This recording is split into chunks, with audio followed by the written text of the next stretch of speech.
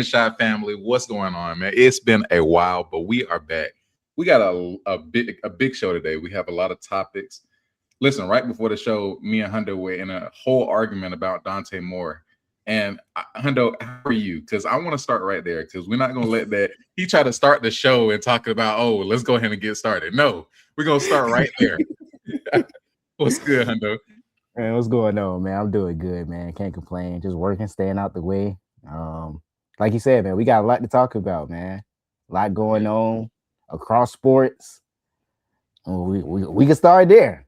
We can start there with Dante Moore. So, he was projected to be the number 2, overall pick, number 2 quarterback taken after Fernando Mendoza, and he decided to go back to Oregon. I know a lot of people were saying there's limited tape on him. But me personally, my stance on it, I think that brother made a mistake. I think he made a mistake. Bro, you got an opportunity to be the number 2 overall pick, around 50 million guaranteed, and you pass up on that to go back to college. Why? Listen, there's a couple of different options he could have taken at that moment. He had a transfer portal market if he chose to leave Oregon. They were rumored about 7.5 million for him to come back to Oregon, or you can go to the New York Jets. And everybody wants to be NFL bound, but we've seen countless examples of people going to bad organizations and their career flaming out. We saw it with Sam Darnold himself. A couple of years ago, he was in Charlotte playing for the Panthers with almost the last stint of his career. And thank God he resurrected his career now in Seattle. But people have to make the right decisions that's the best fit for them. And so for him to come back 4 or 5 years ago, I can understand if he came back to nothing and players weren't getting paid. But now it's like the Wild Wild West. Even if he would have transferred from Oregon, he would have gotten a crazy bag. So he's getting a bag either way. He's got to do best for him and his family. Bro, you're getting a crazy bag in New York. You got the biggest market in sports in New York, crazy endorsements, face of the franchise, face of the league, and getting a bag, and got an opportunity to start day one. And you want to go back to Oregon? I just don't get it. Bro, is a lot of football players, you're playing at a high level, bro. You're at a high level D1. I know your goal is to get to the NFL, right? I know that got to be his goal. So, bro, why not go when it's hot? Your name is hot. Your name is buzzing. You do good at interviews. You could possibly move up in the draft. You do good, at the combine. You might move up. Could possibly be the number 1 pick. You never know. But you go back to Oregon and you risk an opportunity of 1, injuries. We're just going to throw it out there. Injuries could happen. It could happen, for sure. We got a whole bunch of other draft-eligible quarterbacks coming out next year. You don't know what's going to happen with that. Why risk it when you could be the number 2 overall pick? I get what you're saying about Sam Darnold and it got to be the right fit. But, bro, were we saying this about Cam Ward last year? He was on a 3-14 team, a bad team. He started all the games. But see, this is the thing, though. I don't know at that point when he was at Miami if he had exhausted all of his eligibility because he went from Incarnate Word to Washington State. That's what it was. Yeah. And I'm sure if Cam Ward was in the exact situation, he might have considered coming back.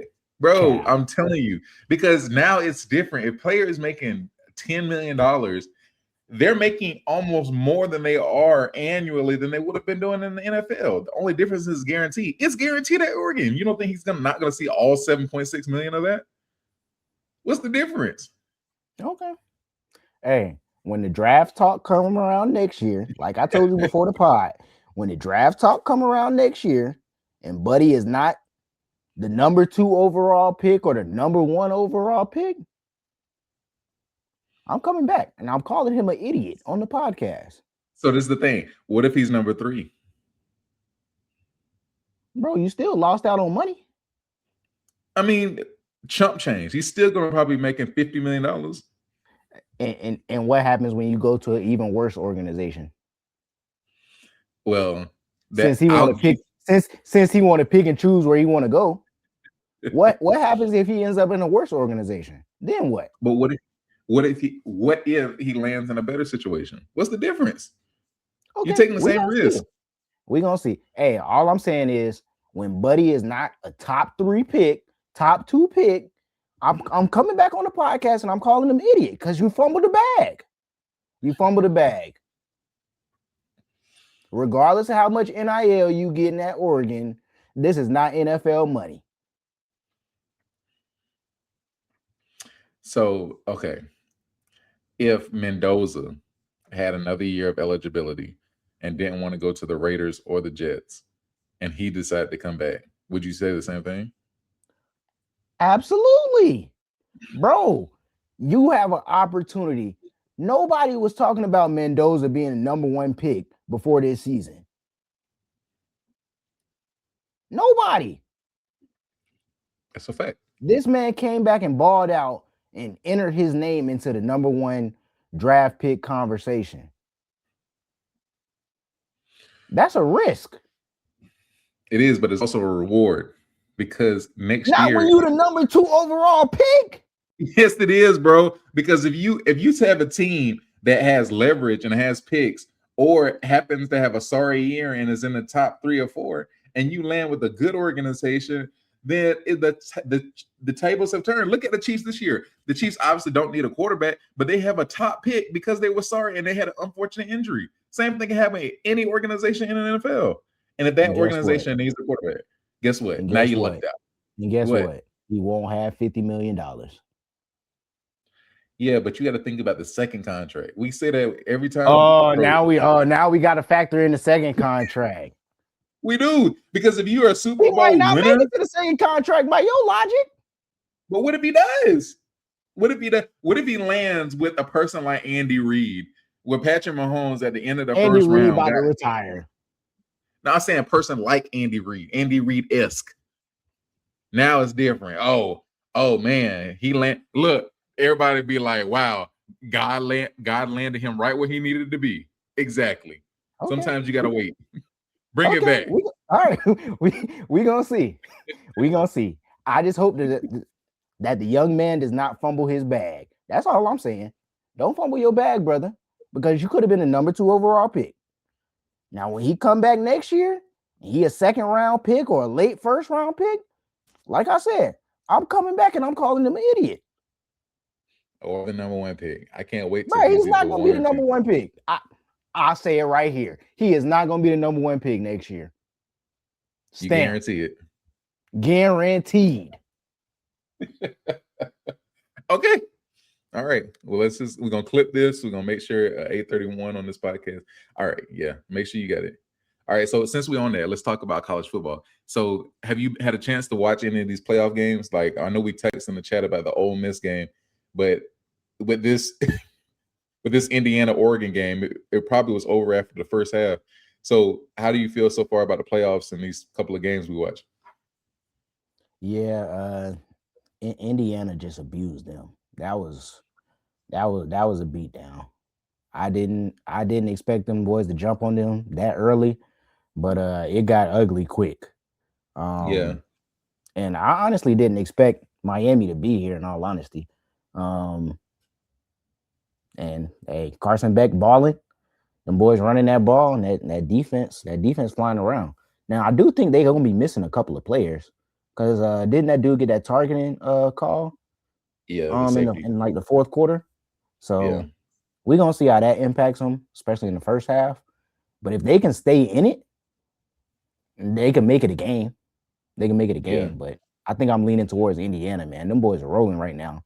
Mendoza was dotting them boys up the other day. I said, oh my gosh, he's making some great throws. Yeah. And that's the thing about Indiana, bro. It's like they're so disciplined. They're waiting on you to make a mistake. And once you make a mistake, they literally lean on you. And honestly, I'm like you. I didn't expect Miami to make it this far, but after they beat Texas A&M, I had them beating Texas A&M. I thought Georgia was going to beat Ole Miss and then go to the national championship personally. So I think a lot of things fell into their lap in the bracket. But I think when I look at that team, I honestly believe that they have the roster to at least contend with Indiana all 4 quarters. But Carson can't make any mistakes. I know that's going to be asking a lot, but it's going to be exciting to see for sure. Yeah, I got to see how they come out playing, because like we were talking about in the group the other day, it's like, yo, Carson, don't mess up. Don't make a mistake. So if Indiana can somehow slow down the running attack and Carson Beck has to win a game now, they do have some weapons on the outside now. Don't get it confused. Miami got some weapons out there. Malachi Tony's a dog. The other dude who they got on the other side, he tough too. He was making some plays last week.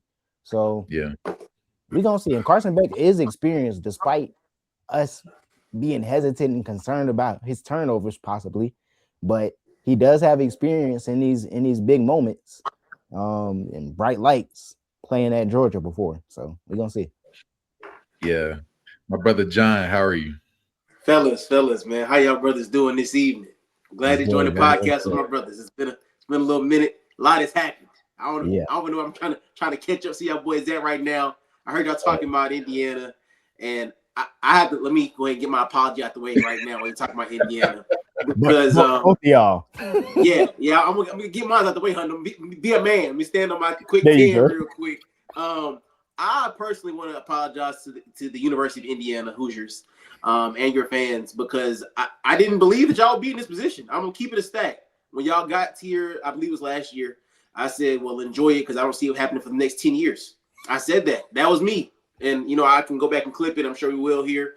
But I tell you what, y'all proved me to be completely wrong. And you actually have turned me into a believer. I mean, watching y'all this year has been, a joy. In all honesty with you, it's been some very technically sound football happening in Indiana. I can't lie. From the way that y'all have just been abusing teams, for real. Just really just taking out the belt, word to Hundo. Just pulling the belt out. No matter who the big name was, it didn't matter. It didn't matter. And listen, y'all now in a national championship. 4 quarters away from winning the first national championship for football in Indiana history. I mean, that's got to be, groundbreaking, because you look at the path they had to take to get here. You know what I'm saying? You look at Bama. They beat Oregon. I mean, they're beating all these teams. And once again, I personally didn't have them beating Ohio State in the Big Ten championship. I'm gonna be honest and say that. I'm like Ohio State, crazy defense, Jeremiah Smith. Yes, they're in the same conference, but I don't know if Indiana is worth all the hype. But boy, Mr. Mendoza, the Heisman winner, Mendoza, has showed me a lot. The young man has a lot of poise. They have Hemby at running back. They got Surratt at receiver. I mean, they got guys. And on the defense side of the ball, them boys are hitting anything that moves.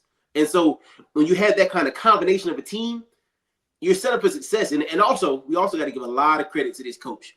This coach has had these boys in position all season. And I mean, he's had them ready for all the big matchup. And I know he's talked a lot about the noise that they faced and the teams and the prestige and all that crap. Threw out the window.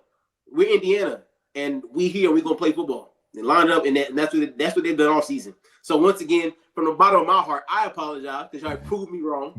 And y'all are full credit from winning a national championship, which a lot of teams and a lot of players won't get to do. So I'm actually rooting for y'all to win this national championship against Miami. They have a crazy defense. Don't get me wrong. And I think the catalyst or the difference will be the quarterback play. I know Carson's been good all season, but he also has had some little up and downs. Me personally, I'm riding with the Heisman winner, Mr. Mendoza, to go ahead and get the job done and then go be the number 1 overall pick in the NFL draft next year. How crazy is that? We have a number 1 overall pick from the University of Indiana. Who thought I'd be saying that in my lifetime? I didn't. So, shout out to Indiana, shout out to Mendoza, and shout out to the Hoosiers, man. Yeah, John, we're gonna come right back to you with a draft question. Okay. But listen, I like John, I was wrong. I can stand on it. I was right there with John saying that Indiana probably won't be back in my lifetime, and it came back the next year. And so shout out to Signetti, because Signetti, he didn't just have I thought it was gonna be a one-hit wonder, like a group of 5 team, and a typical team like that hits the jackpot with NIL. But he's actually built a program. I was watching that Rose Bowl game and I was like, wait, this is what Alabama used to look like. Yes. And to disrespect Alabama and Oregon, that I know Oregon has a significantly bigger NIL budget. It just shows you a testament to like their procedural and their discipline. And that comes way before you can even pay any money. You got to get the right players and build the right program. And literally, like John, every big game this year, I picked the opponent. Yeah. And guess what? I'm doing it again. Give me Miami. I'm going Miami in the national championship. It was a good run with Indiana, but I think them boys in Miami, they're going to lean on them. And I trust Mark Fletcher and Malachi Toney. And I think Mario gets his first one. It's a long time coming, but it being in Miami, give me the Canes. That man said the U is back. The U gonna need another quarterback next year, so I don't know how back they are. It was in that transfer portal heavy, trying to see who they can get. Mm-hmm. Carson Lee. Yeah. What quarterbacks are left? who can we get? They should. They need to go ahead and call what's that boy name from that transfer to Oregon? Ryan Rayola. Yeah. They need to call him and tell him I got a little bit more NIL. You can come on here instead of being a backup because Dante came back to Oregon. Dylan Rayola. Yeah, Dylan Rayola. I'm sorry. After the whole Washington situation, even the players that already signed a contract, that doesn't mean they honor it. So Miami can get anybody they want if they got enough money. Yeah, that's a fact. Who you got in the national championship? I think I'm gonna rock with Indiana, bro. Them boys, they look dominant on both sides of the ball, bro. Like I said, Mendoza was dotting them boys up last week. So if he playing how he play and they can protect him and give him a little bit of time, I like Indiana. Yeah. So John, we were having a little healthy discussion, a little healthy banter about Oregon quarterback Dante Moore and his decision to come back to Oregon. Your brother Hundo thinks that Dante made a dumb decision by choosing to come back and leaving, $50 million on the table and not going to the New York Jets. But I hold the belief that, in this era of college football, he's not like he's going back to nothing. Like he's still getting a couple of million in his pocket, probably more than he would be getting annually if he were a Jet. And the New York Jets have not proven to take any quarterback and make them into a winning form and a winning model. And we see this year how sorry they were. And if he wants to wait at Oregon till next year, I think even if he's a top 5 pick, it'd still be worth it if he's going to a better organization. What say you? I agree. Actually, I think that it sounds good coming out, but we're in the NIL era, right? And so if he was like any other guy, I'm like, why'd you decide to go back? But because he's a top guy in college, he's gonna be, like you said, continue to be a top guy in college. They're gonna say once again, he's gonna be a top 5 pick. We don't know that. Under barring injury, he's gonna come back to college and be a top 5 quarterback in this draft next year. Hey, he might be sorry next year. We don't know that. But what I'm saying is this. What I'm saying is, yes, you can bank off that potential of this year. Cool. However, barring any injury, all eyes will be on him from week 1 to week 12 of next college football season, especially when him coming back to Oregon. And they're gonna expect Oregon to be in their national championship next year with him coming back. So he has huge expectations on him, yes, but all he gotta do is hoop. That's all he gotta do. So, and I don't know how old that young man is, but I think this is probably his 4th or 5th year in college. So, I hope in Carson, almost like a Carson Beck, please, young man, take care of these 18-year-old kids coming into college and handle your business. Like, you know who's coming back on your team. You got a lot of dogs come back on the offense side of the ball for Oregon. So, handle your business. Go ahead and go win your games. Go hit the playoffs again, and this time complete the job and get to the championship. And he's a top 5 pick. It's that simple. It's that simple, Hundo. So I mean, yeah. And personally, he wasn't gonna be the 1 pick this year. So it's like, he probably wants the opportunity to be the number 1 overall pick because Mendoza's getting the number 1 overall pick this year. That's pretty much solidified for him. So it's like, yeah. And then let Carson Beck win the game Monday, and he might not have been the 2 pick. They might have started getting real. You know how they get. They might have started getting real crazy with Carson Beck. Tell them let's compete with him and Carson. My thing is, I don't think you talk about him losing money. You're counting pennies in all actuality. He getting bread to come back to school. He may not be getting what he would have gotten for that rookie contract, but he gonna get the rookie contract. The money, it's almost like we talk about the girls in the W, right? When they in college, they get more than they get paid in the W. He might not be getting paid more. However, with him having an opportunity just to get paid, I don't think he hurting for bread. He's not hurting for bread. So he can afford to come back a year and still be a top 5 pick. And like Collin mentioned, go to an organization that he can probably thrive at versus New York, where we have not seen a young quarterback thrive at.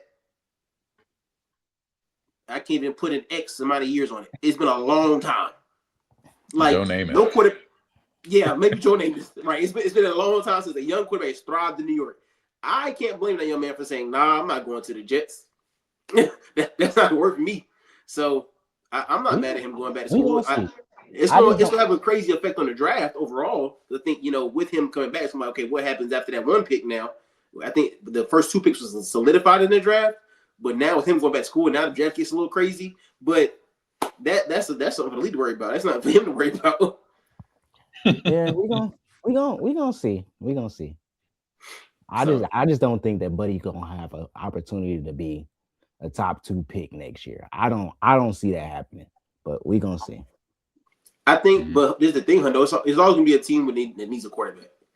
For sure. Somebody gonna be sorry next year. I promise you, somebody gonna be sorry next year, and they're gonna blame the quarterback for them being sorry. They're gonna say, "Yeah, Miami."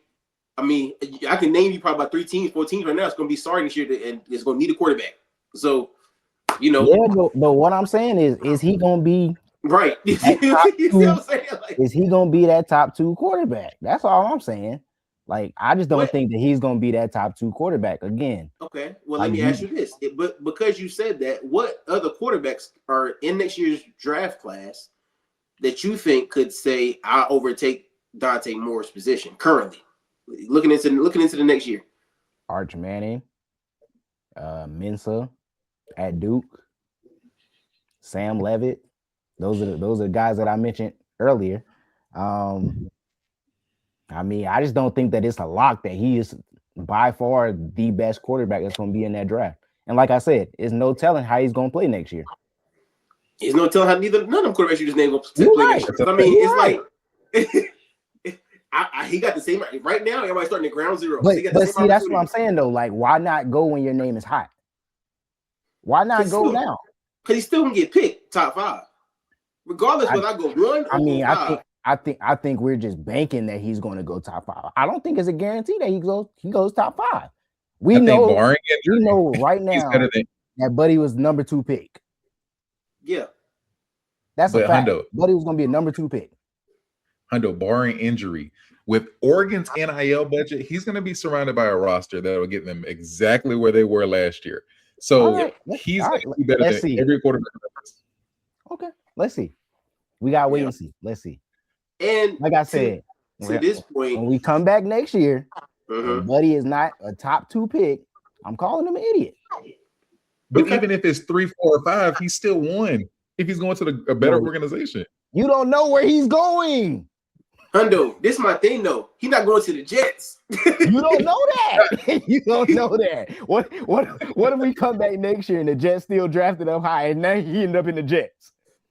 Well, at least he'd probably be getting paid more. Yeah, bro, nah, bro, we're not trying to hear that, bro. Listen. Like I told Collin before the podcast, brother, you're not God. You're right. You're right.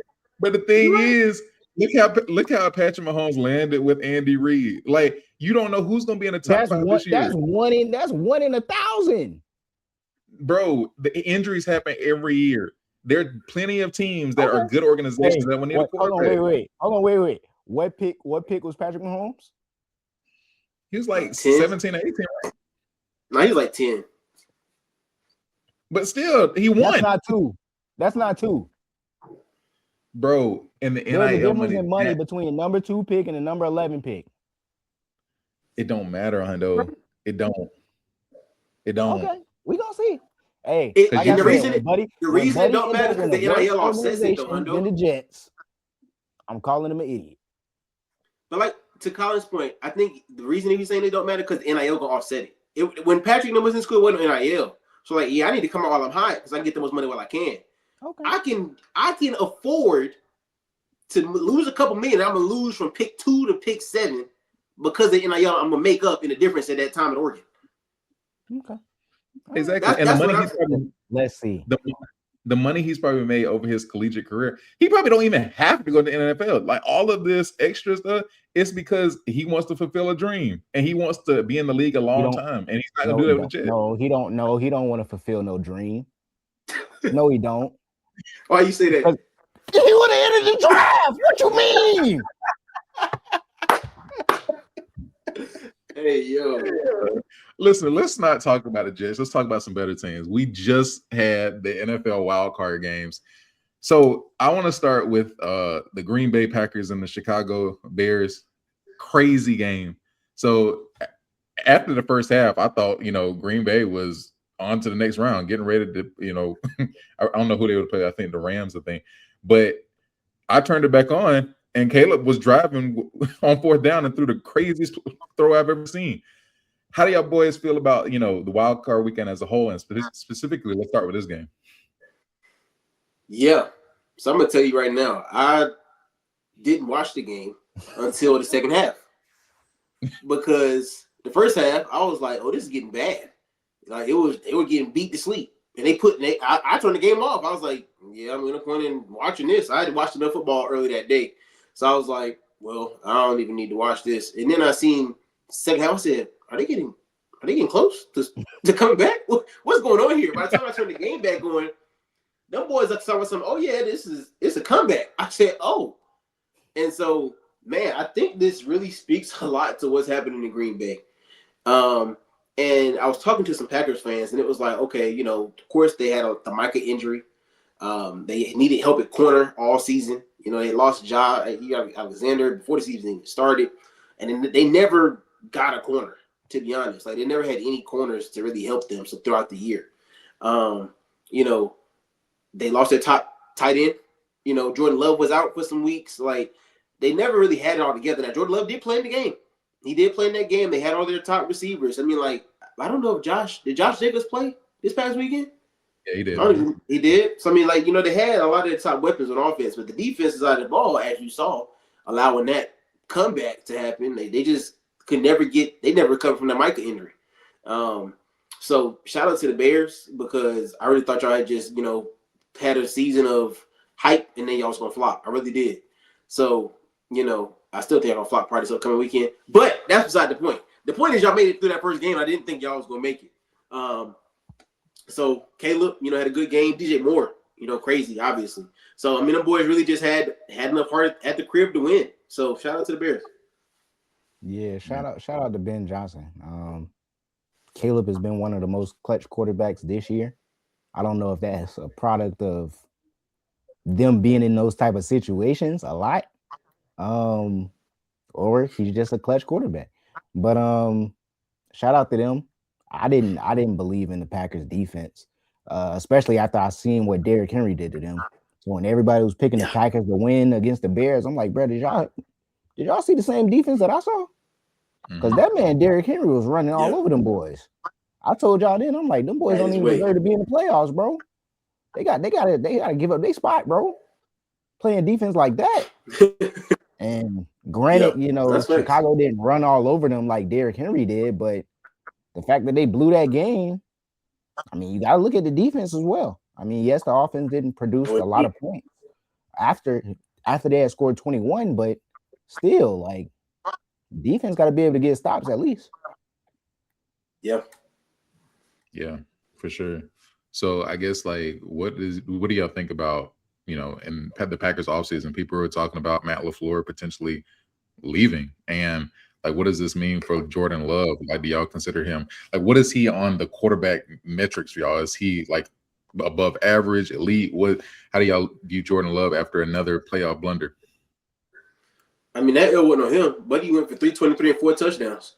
Oh my gosh! So, I mean, like for me personally, I still definitely got him top 12 in the league easily. For me, I mean, I think he's poised. I mean, he's had the time, and he's young, right?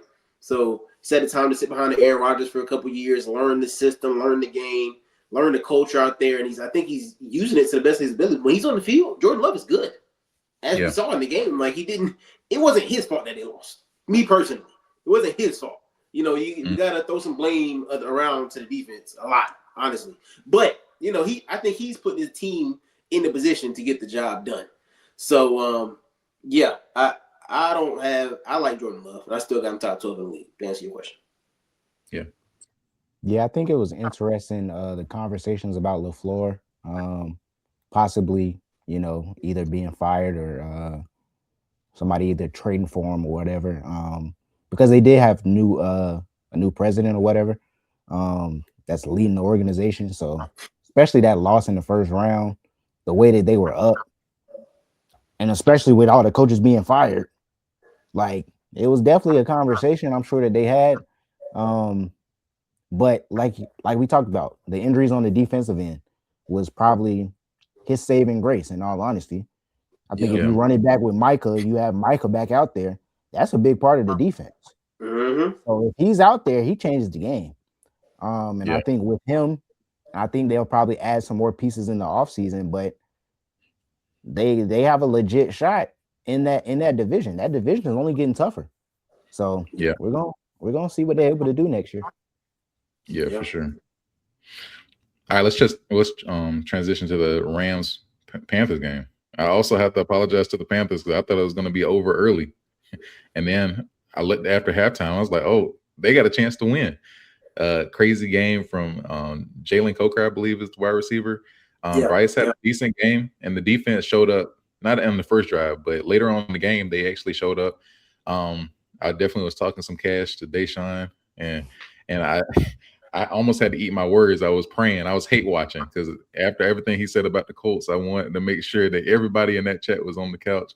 But they actually impressed me, and they picked up Bryce's fifth-year option. So how do y'all feel about that game? What was your takeaways? Yeah, same thing for me, Collin. I was in hate watch mode as well, and I had to pray. I had to ask the Lord to forgive my heart because, boy, I was watching out of hate for sure for that game, and I was watching out of hate for the Packers game too. But that's another story for another day. But yeah, I definitely was hate watching the Panthers mostly because of my family. Man, they're some Panthers fans, and they was really on my nerves. But honestly, bro, shout out to the Panthers, bro. They really fought hard. I really thought they were going to win. To be honest, at one point I was like, wow, they about to beat the Rams again. You know, Bryce didn't play bad. You know, shout out to Coker, like you mentioned earlier. I think they found their number one receiver with McMillan. That guy's a dog. So I think kind of going into this next season, they have a good basis of what they need to do in Carolina to kind of continue that momentum that they have created there. So, you know, hoping the best for the Panthers, man, and we'll see what the organization does this offseason regarding the draft or free agency to solidify some picks and some things, and you know whether they want to spend money, whether they decide to pick with the 50th option for Bryce, you know, whether they decide to pay Bryce, you know, go and get that contract out of the way. I told my brother-in-law, I said the contract's only going to get bigger because if he plays good again this season, gets him back to the playoffs again next year, I mean he's right at that $50 million mark, and he has to get paid that. Because that's what Brock got paid. That's what Tua got paid. Like all these guys who have done less, you got to pay them. You got to pay Bryce. He's the number one of our pick, and now he's seen to playoffs 2 years in a row. If he does it again next year, has another solid season, like they had no choice but to pay Bryce. So you know, shout out to the Panthers for not being extra sorry. Now they did go 8-9. We also got to speak some truth in here. They did go 8-9, which they were. They tied 3 ways with the sorriest teams in their division, which was all of them. So you also got to say this in the fact that this division has to. What is the outlook for the division next year? You know what I'm saying? Because you want to be ahead of the division, right? You want to say, okay, we're better than everybody. They can't really say that. They can say it on paper, but record wise, I mean, you just as sorry as the rest of them. So it's like when you rooting for happenstance, it's like okay. I really got to lock in next year and prove that I don't even need nobody's help to get into the playoffs. I got to be better than the Falcons, the Bucks, and the Saints and it can't be like, oh, close, you know. So yeah, I think that should be a good goal for them going into next year. Win more games. I will say though, John, like I guess if I were a Panthers fan thinking about this or watching this, I would say that like this season gives them hope though. I know you talked about them being better than the other teams in their division, but I mean, shoot, yeah, you went 8-9, but shoot, we probably the youngest team in the division that was actually like good. Like Atlanta pretty young too. The Buccaneers are getting older. Michael Penix went down with an injury. Don't know what that's gonna look like. So I mean, shoot, if you're a Panthers fan, you up right now. I agree. I think they're in a good spot. Like you were saying, shout out to them because I didn't expect them to be here, in this position this year. And like you said, McMillan is a dog, but Leggett, they got to figure something out with that boy. Because that's a fact. Yeah, but you need to figure it out, bruh. Mm-hmm. Big B looking sorry. What you say, I say he keep playing around. He be right back at Mullins. I'm telling you. So, but okay, I think Bryce is the second best quarterback in his division behind Baker. Is that a true statement? Right? I say yes, personally. Okay, and like I agree with what John said. Like when we talk about your division, we're talking about one of the sorry. Question. My bad. Are we factoring in Kirk Cousins as the starting quarterback or Michael Penix? I don't care which one I factor in. I might take Kirk Cousins over Bryce. I ain't gonna hold you. That's just me. But go ahead. But my point is, we arguing about the bottom versus the bottom. Like I think it's a bunch of mid in that conversation. And to John's point, they did go 8-9 and were praying to get into the playoffs. So when we talk about the elite quarterbacks, John, I hear you in terms of, the $50 million mark, but do you pay him? What if they go 8-9 again next year? Like, I think is this their ceiling, or do y'all need to go back into the quarterback market? I don't think this is their ceiling. I think they can. There's definitely room for improvement. I think they definitely gonna make them changes in the offseason that need to be made. The defense was flying around, specifically the secondary.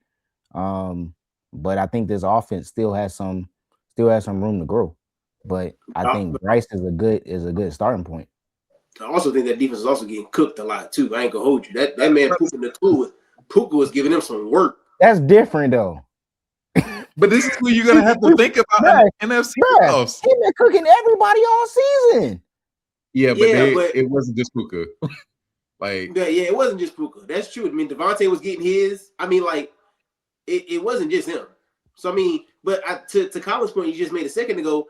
If we're looking to propel in the conference as a whole, and not just like you said, be mediocre and just get by and just get to the playoffs, we want to like be the 1 seed, be the 2 seed, like be something that like have some distinguishment about ourselves. Like we gotta think past, oh, Puka does this to everybody. We gotta get past that point. That can't be an excuse next year. You know what I'm saying? Like we gotta get to the point where it's like he's not gonna do it to us. Like, or even if he do get his, we still gonna show our dominance. We got something for that too. You know what I'm saying? Like we can't just be he does everybody.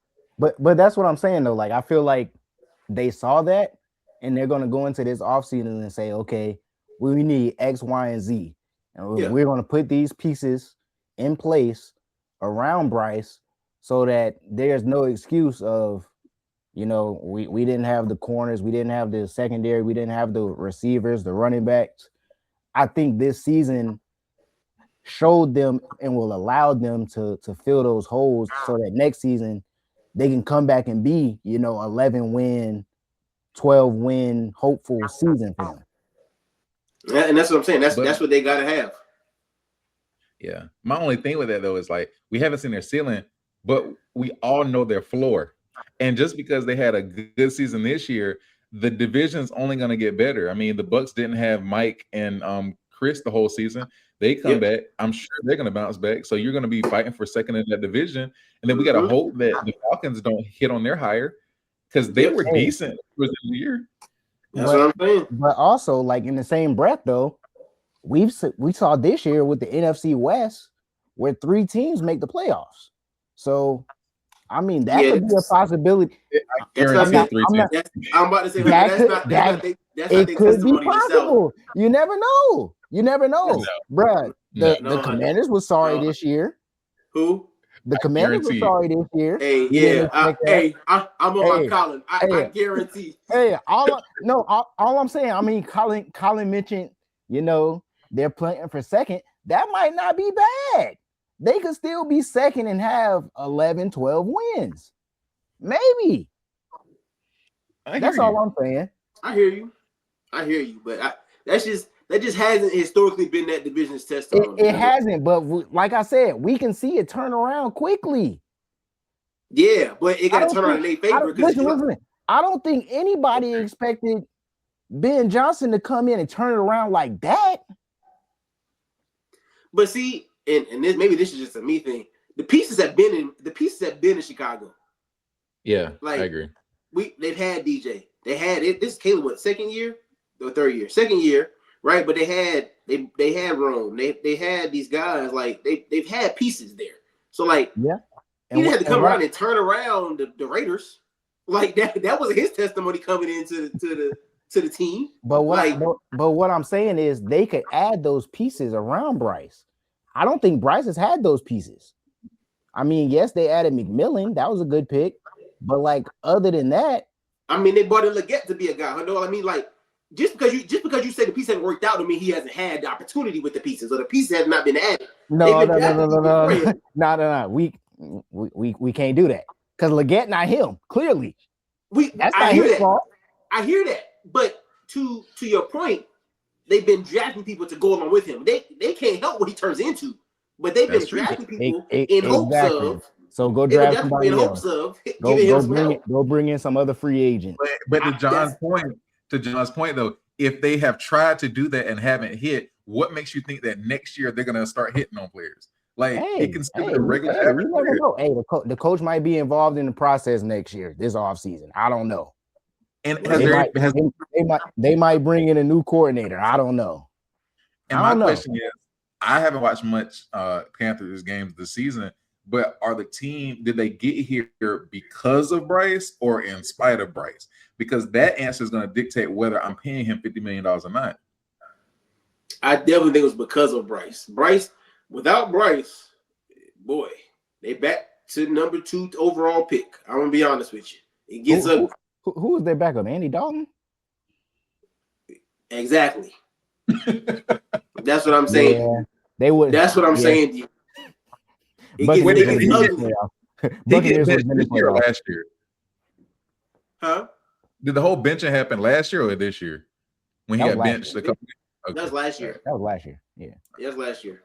So that's what I'm saying. Like, if Andy Dalton is the starting quarterback at any point in time, it's like Cooper Rush starting for the Ravens. It gets ugly. It gets ugly. It's some things you just shouldn't have happen right now for your organization. And Andy Dalton starting for the Panthers is one of them. Yeah. But like I said, but also you got to think about this fact too. The Panthers had bought in Baker. Baker was in Carolina. You know what I'm saying? Like they've had people come in who just couldn't also get the job done. So like Bryce has now come in and led them to the playoffs. First quarterback to do it since Cam. So it's like, why would you not pay him? My brother-in-law was telling me, he's a Panthers fan as well. He was telling me, give him the 50 option and see what he does. And it's like, okay, I hear that, right? But not only was the market going to get better, but it's like, if Bryce has done it, stick with to Hunter's point earlier. Stay while you hot. Stay where you hot at. Stay where you hot at. If I'm hot, don't get rid of me and go get Dante Moore. Because to Hunter's point, you don't know what he's gonna do. You don't know what he's gonna do. He gets in the league. So it's like, okay, why not pay Bryce while I got him? Now I will say, I guess the way that Collin is leaning is like it sounds like you're hesitant on paying him the $50 million. Okay, cool. 35, 40. That might be your ballpark. That might be your range. His camp's not going for that. He wants I know. But I also think that, like, in that same breath, there's levels to it, bro. I feel like there's levels to it. There should be levels to it. Yes, Tua got $50 million. Yes, Brock got $50 million. $55 million for Bron. Are you on that level though? It don't matter. It's gonna be about leverage, bro. I hear you, but bro, I think that there should be levels to it. Yes, these people got 50 million. Yes, that's the market, but bro, you might be closer to 45, 46, 47. That way you can save a little bit of money. I'm with you. I definitely think there's levels to it. And I definitely think you can't walk into a room and command a certain amount just because of what the market is if you've not been playing up to a standard. But to Bryce's point, he's going to have to leverage going into the conversation. Yep. Because all he got to do is look at the table and say playoffs. That's all I got to do. That's literally it. So it's some organizations you have to leverage off rip, and Carolina's one of them. Because without me, you wouldn't have been there. And he can legit point at himself and say that. Yeah, and I don't think that's like the like you said, depending on the organization, I don't think that's the standard there. I mean, of course, everybody wants to win a championship, but like clearly the Panthers are not on that level yet of competing for a NFL Super Bowl, right? But making the playoffs, to your point, he does have the leverage. Now, if he goes anywhere else, if he goes to, I don't know, the Packers or the Ravens or something like that, like you're not gonna be able to command that. No, not at all. That's what I'm saying. It's organizational. It's situational for sure. Definitely situational for sure. I definitely think that. And like I said, the Panthers are in a bind because, like, okay, we got here, like Collin said, because of him. Not in spite of him, but because of him. So it's like they also can say, we don't really care. We'd go with another rebuild. They could say that in Carolina. So I mean, Bryce has a leverage, but Carolina also got a little bit of leverage depending on what their stance as the org is. If they're in that mode, cool. If not, Bryce can get going. I think also it helps his case that he was the number one pick. Yeah, exactly. Like, if you look at somebody like let's just take Jackson Dart, for example, right? He was a 20-something pick, right? Yeah. If he goes to the Giants, if he leads the Giants to the playoffs, similar situation as Bryce, and he goes to them, oh, I want 50 million, right? We drafted you 21st. Oh, for sure. We can find somebody else. Yeah. So I think it helps that he was the number one pick. I think that also helps his case as well. Being drafted that high, having that leverage as well on his side. So we'll see. All right, let's go to a upset. Well, I don't even know if it was an upset in people's eyes, but the Bills-Jaguars game. Jaguars came in as a top seed at home, and then them boys in Buffalo walked them down. Josh had, a good game in spite of, not that many people around him. Obviously, we saw like the 10-yard tush push. I think they scored a little bit too early, but on that last drive, I forgot what the safety's name is, but got the pick to solidify the game. How'd you feel about 1-7? Hey, he was dotting them boys up. That second half, he started dotting them boys up. No cap. And like you said, that 10-yard tush push was big, bro. They literally carried that man for 9 yards, bro, down to the 1. I was like, oh my gosh. Yeah. I guess you could make the case that they probably scored too quick, but like the Jaguars weren't necessarily doing nothing on offense for real. And then the previous drive, they were sending pressure at Trevor Lawrence that previous drive. So he was starting to feel them. But yeah, I think it was a good win for them. Josh Allen got his first W on the road. So I'm glad we didn't have to hear from John this week. We're going to see if we hear from him next week. Yeah. Don't worry. In this chat, it's going to be a win-win because the Broncos win. We hear from Hundo. And if they lose, John can be here for me. 1-7. It's a win-win for me. and that's why you got these fair weather fans like Hundo. Because me personally, I will always take my team over the ops. That's all I'm saying. Hey, brother, I'm rooting for my team. I hope we win. I do. Hey, John, he gonna have a jersey underneath.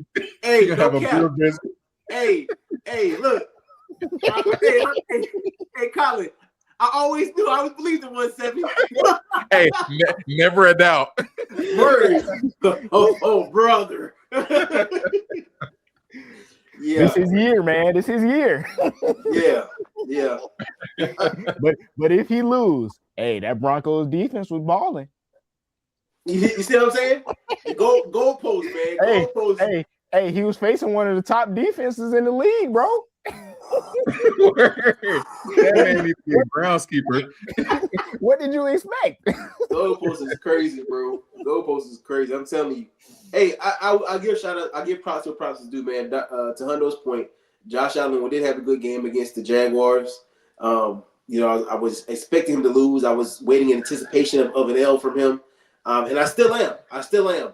But you know, he did what he needed to do to get the job done. He had a crazy dot on that last touchdown he threw to that tight end. It was crazy. So hey, man, he got the job done, and he moved on to the next round. Took care of what he needed to. That was his first road win of his career in the playoffs. So shout out to him and breaking that streak. Let's see if he can do it again in Denver. I think it's a crazier place to play than Jacksonville. That defense is ferocious. And so we're gonna see, man. We're gonna see what happens in Denver. Maybe he gets there. So hey, one thing that I do want to say about Jacksonville, though, bro, I didn't realize they had the number one rush defense, bro. Yeah. I was like, oh my gosh. They said it didn't allow any rusher to have like 75 yards or more than 75 yards all season. I said, oh my gosh. I was like, dang. Think about how many top picks are on that defensive line. That's what I'm saying. They got that too. Yeah, Trayvon Walker. I say Trayvon Walker. They still got Josh Allen Smith. Allen. Yeah. Hines, not Smith. Yeah, Hines Allen. Allen. So I mean, them boys got some people out there, and then you got to think, Travis didn't even play. Travis is hurt. So like, when they get back next year, you know, they might be to really make some noise. In the GM or somebody came out and said, you know, Travis will wind up playing both ways next year, which he gets back to what he's done. So you know, he has the opportunity to kind of start locking in for real. And they get him back. Parker Washington this year was really good for them in that playoff game, and they said he missed some time this year. So you know, I think they have a lot of weapons for Trevor next year. That boy Parker Washington started cooking towards the end of the season, boy. Yeah, I'm telling you, bro. When they played us, he was cooking Riley Moss, dog. I said, "Oh my gosh," and kept it going after that game. Yeah. I'm like, "Oh my gosh!" But they found something with him for sure. Where are we at with Trevor? Like in the quarterback stratosphere, where is he? Where does he belong? He's still top half of the league, bro. I mean, he had a good game. I saw that last pick he threw. He had a good game against the Buffalo Bills. He was dotting him up as well. I mean, so up until that last pick he threw, he was in his bag. He was throwing the ball efficiently. He's making the right reads, pulling it when he needed to. I think he was getting the job done this year. I think he really turned it up coming into the season where I was kind of like, I'm on the fence of Trevor. After the season, I'm more like, okay, he's definitely top half of the league in regards to quarterback play. Personally. Yeah, similar to what John said. Coming into the season, everybody was pretty much writing the man off.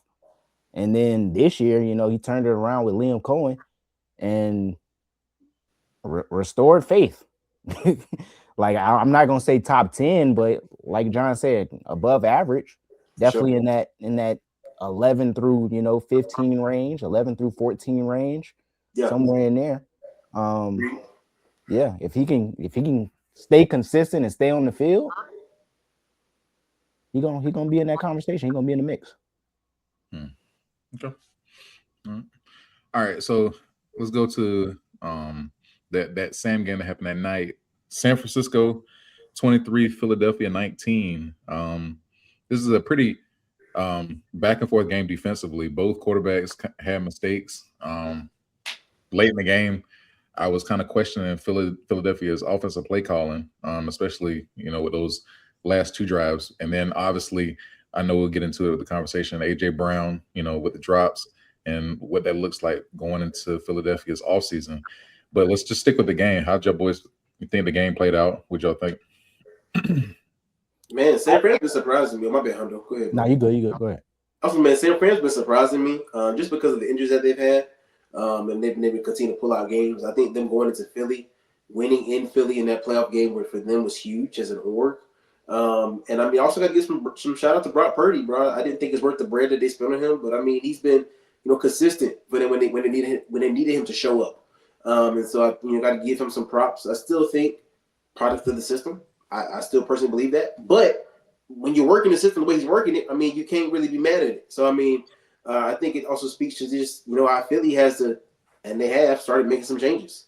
They fired the OC. They definitely needed to do that. The offense for me is just too explosive. They had too many explosive weapons for them to have the season that they had. I think there was a lot of up and down with them and the way that they played, and they showed in that last playoff game at home that they had to make a change at OC. And so, yes, this is going to be their 5th OC in 5 years, but this year is actually warranted in the sense of, you can't let Jalen Hurts, Saquon Barkley, A.J. Brown, Goddard, and Devontae Smith not be one of the best wide receiver cores in the league. So now, based on the season, it may be but it may be, signaling time for A.J. Brown to get up out of Philly.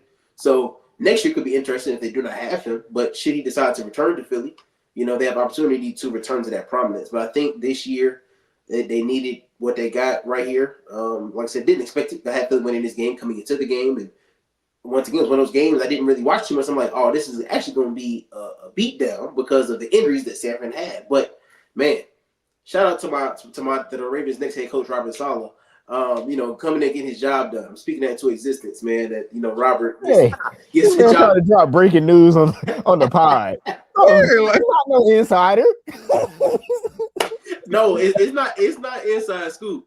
It's called. I'm asking the Lord to bring us Robert Saleh to Baltimore to be the next head coach. But no, I really think Robert's done a great job in San Fran with that defense, especially like I said with the injuries that he's had. He lost both his top guys in Fred Warner and Nick Bosa.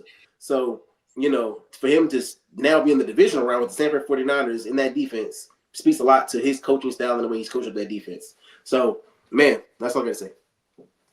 Yeah, I don't know how Philly lost this game, bro. Like, Brock Purdy threw a number of picks.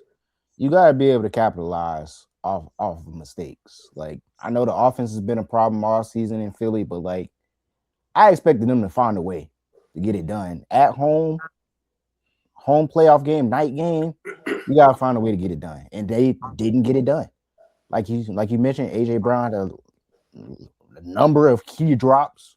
I think like 3 or 4 key drops. You gotta catch the ball, bro. You've been crying and complaining all season, bro. Catch the ball. When I throw it to you, you better catch the ball, and he didn't do it. So a rough season. Like you said, John, 5 OCs in 5 years. That's a crazy stat, by the way. Crazy stat. That's crazy. Yeah. But hopefully they figure it out, bro, because they got, like you said, they got too much talent on the end, on that side of the ball, to not get it done. And like you said, AJ Brown probably going to be out the door. So good luck. Yeah. And it's not even just the drops. It's like the fact that the drops happen at game-changing time. Like, you get that 3rd down and 8, they could have ran the clock out, and then San Francisco would have been reeling. And I think, like you said, if he's going to do all that talking in the regular season, this is where you back it up, especially in the playoffs. And then he's probably, I don't know the contract, but I know he's probably one of the top wide receivers paid-wise. And this is why they pay you for moments like this. And this is kind of confusing because, like, on paper, they don't look like they have a hole. But when you look at the game, they can't run the ball. And they struggle with the passing game. And I'm just confused about the direction you go. Like, how much is this on Jalen? Is this all on the OC? Like, how do y'all divvy the blame? Well, I think you got to look at the offensive issues. Like we said, 5th OC in 5 years. Like, you need some continuity. You need some consistency in that room, in the huddle, in the microphones when you're talking to the quarterback. Like, there has to be a level of consistency. We've seen it throughout NFL history, a great OC or a great head coach and a great quarterback. Like, you have to have some type of consistency in the locker room from that standpoint, from a coaching standpoint. And you got to find out how to get the best out of your players. Because like we said, the talent is there. And also, side note, Jake Elliott, make your kicks, bro. Because he missed the extra point to start the game when they first scored, bro. And had he made that kick, bro, they was in field goal range at the end. It could have tied the game. But instead, they had to go for it. Jake Elliott, make your kicks, bro. We ain't talking about kickers right now. Still a sore subject. So, oh, my bad. My bad. I forgot. Wasn't even thinking about y'all. See that? We could have left it alone. Right. We gonna call this podcast Wide Right. Like loop it. Hey, kickers around the country, college and NFL alike, have been costing their teams all years. It's unfortunate. Hey, let me not speak too soon. Will Lutz, we need you to make your kicks, brother. Do not do what you did versus the Colts, missing kicks. I'm gonna say that right now. Will Lutz, make your kicks. We playing at home, make your kicks. Let's keep going. So the Chargers Patriots game was kind of a dud because I expected so much more out of Herbert and that Chargers offense, but they could not even get past the 50 most of the game. And then both defenses came to play. And honestly, like Drake May, he surprised me. I knew that he was good in the regular season. I was just unsure what he was going to look like in versus the Chargers defense in the postseason. But I mean, he's still looked at MVP-like form. I'm curious to see what they're going to do versus the Texans in this next round. What do y'all boys think about the game? How'd y'all think it played out? As a Denver Broncos fan, I'm glad the Chargers lost. Getting them boys up out of there. Get them out of there. Justin Herbert, you played great, brother. You did a great job out there, Justin Herbert. Great job. I know you've been playing through injuries. You've been carrying the team all season. But, brother, that was your best performance last week. Bro. Shout out to the Chargers. Go home. I ain't gonna lie, bro. I was sitting downstairs watching the game, and I knew the game was over when PFF put on those like player introductions. And then the offensive line, it was like 31 of 31, 47 of 48. I was like, trash, bro. This is literally the worst offensive line right here. And it showed. Boy, did it show, because he was taking some hits. Bro, ridiculous. Yeah, it's time to have some conversations about the Chargers, bro. I mean, yeah, James, it's time, brother. I mean, I know you're seeing the writing on the walls. It's winless under Justin Herbert. Yeah, bro. I mean, at what point do we I don't know. Like, this is the second year in a row they've been blown out in the freaking road playoffs. Second year. Last year was the Texans. This year, the Patriots. And it says a lot that y'all on the road both games. Y'all can't even get home to handle business. Yes. I know last year you're gonna say Patrick Mahomes, and this year you're gonna say, the Broncos, took care of business against y'all. At what point do y'all put big boy pants on and handle your business? Because we're looking at Justin Herbert in his top 10 quarterbacks in the league, and he's not getting me there. Yeah. He's not getting me there. Consistently not showing up in the playoffs. Nasty work. Yeah, that's a fact. Yeah, and good regular season though. But the problem is, I think most of Justin's career, they were just waiting on the Chiefs to be bad. Now that the Chiefs are bad, you got to deal with the Broncos, and then you better hope the Raiders don't figure it out, because you can easily be number 4 in the division if y'all don't get it right moving forward. I think they'll be fine against the Raiders, bro. Yeah, I don't think they're gonna fall off that bad. The way that's the way I'm not talking about next year, but I'm just saying, once again, when has the Chargers proved that they can do anything? Even with Phillip Rivers, it was. They're a good regular season team. I don't think they're gonna be 4th in the division. Yeah, I'm not saying next year, but what I'm saying is, if the Raiders ever figure it out, whether it be 2 to 3 years down the road, the division is going to look much different. Brother, the Raiders haven't figured it out in a while. That's fair. That's fair. That's what I'm telling you. The Raiders haven't figured it out in a while. So at worst, they're going to be 3rd in the division. But we also got to say the Chargers ain't made it out of the wild card in a while. Oh, yeah, they haven't. They've been losing wild card games. I remember them. Yeah, they've been losing wild card games. I think the last time they made out of the wild card was when they played the Ravens. Lamar first year, 2018. Then it's the last time I've seen them win a wild card game. What do you think it'll take though? Because like we said before, they just got Harbaugh as the coach. They got pieces on both sides, literally on both sides, everywhere. What is it going to take to I guess win in the playoffs? Yeah, I don't know. Got to stay healthy. They lost both of their tackles this year. I remember like the year before there was an injury concern too. Then you lost Amarion Hampton. He came back sparingly. And then you got to invest on the outside. Like you need some real wide receivers. Like you got Lad McConkey, but I don't think anybody thought that he was going to be an outside threat. I think he's more of a threat in the slot. But Quentin Johnston's just not it. So we're going to have to make a move and then get some real talent on the outside, in my opinion. Yeah. Fellas, I do got a slide, so I'm going to let y'all continue. I'm going to give a quick wrap up. I know you're about to go on to this next Monday night game for the Steelers. Boy. As an avid Steeler hater, I got a lot of hate in my heart over the weekend, but that hate for the Steelers ain't going nowhere. And I was so glad that them sorry niggas, guys, lost that game on Monday night. Ooh, we have brought my heart some joy because I've been saying all season they're not good, bro. Like I was so mad the Ravens were extra sorry and we kept losing to them because they were not good, bro. So I'm glad that the Texans went into Pittsburgh, gave them boys a crazy belt in front of their fans, and it caused Mike T to step down. I'm gonna hop back on the pod tomorrow because I want to talk about the state of the AFC with the firing of John Harbaugh and the stepping down of Mike Tomlin because now it's a new era in the AFC. We have 3 head coach openings outside of the Bengals. So there's a lot to discuss.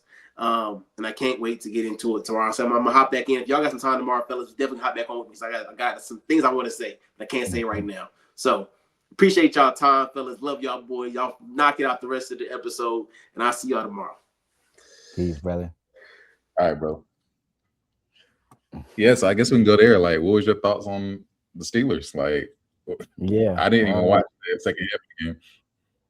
Yeah, you ain't. Shoot, it was a close game, bro. It was 7-6 for the longest, and then the Texans hit a field goal. The Steelers get the ball right back, and I believe they fumbled it. I think they hit Rodgers, and it was like a strip sack fumble. Mm-hmm. Them boys scored a touchdown. The game went downhill after that, bro. Like it was a legit game, bro. But like I said, they got that field goal to make it 10-6, and then they came back down and scored a touchdown. It was over after that. So they were in it. They had some opportunities. They just couldn't move the ball on offense. Pretty much the story of all season. Like it was the offense. Like Aaron Rodgers, if you look at Aaron Rodgers' numbers, it wasn't terrible. But like when they needed to make a play, it just didn't happen. So, and the Texans have a top defense. So I wasn't surprised by it. Like they have one of the best defenses in the league. So despite CJ turning the ball over, they were able to hold on. That defense made enough plays and they were able to get it done. Is this it for Aaron? I think so. I don't think he has any reason to come back. I think the Steelers have to start fresh. No more Mike Tomlin. Might as well go draft you a quarterback, or bring somebody in. I will hope they draft somebody, get somebody young, get some fresh blood in there. But we're gonna see because, like we talked about last year, they're not gonna have a top pick this year because they were, around 500. They ended up making the playoffs. They're not gonna have a top pick. So who's gonna be that quarterback that they decide to get or bring in? That's gonna be similar to the conversation we had last year. Yeah. Yeah, it was a disappointment, man, because I was actually rooting for, Mike to at least get that playoff stain off of him. Because, based on my rant last year, I was like, here we go again. But honestly, I'm glad that it happened this way because I felt like if the Steelers would have won, they would have tried to run it back and we would have been back in the same place next year. So I think on both ends, they needed a fresh start. So I'm kind of happy that it turned out the way they did. Because even if it would have been a 7-6 and the Texans would have still won, I think they would have still tried to run it back because they're like, we're that close. Yeah, no, not. You glad it went downhill and they collapsed. I woke up and saw the score and I was like, finally, thank you, God. Thank God. Yeah. So I guess like moving forward to the next games, like what is your confidence level versus the Bills at home? Yeah, I'm confident, man. Like I said, man, Them boys put us out last year. Bo Nix, another year of experience, another year with this defense. I think if we're able to stop the run and we can make them one-dimensional, we got a good shot. I'm not afraid of anybody that they have on the outside. Like yes, Riley Moss has been getting cooked and getting penalties all season, but he should be able to hold his own against those guys. Yeah. If we can make them, throw the ball. But I think that's going to be the big thing. Got to stop the run. And then on the offensive end, Bo Nix, you got to put up some points, man. Got to put up some points. We cannot have 3-and-out drives. We cannot have interceptions. We got to put points on the board. We got to. Yeah, that's real. I think, honestly, it's going to be a much closer game than people think. I think the line actually was 1.5, but for Denver. I really think, I think it's going to come down to the last play. And like judging from the Broncos' fourth quarters this season, like it's close. I trust Sean Payton more than I do Sean McDermott. But I think the Bills need to strike early. And I think if they have a lead early, then I trust Josh to be the guy for the last 3 quarters.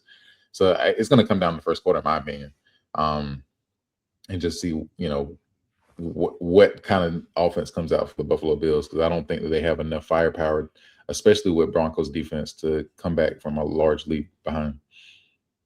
And that's the thing, though. Like, we haven't really jumped out on nobody and like gotten out to no large lead for real. Like, a lot of our games have been close.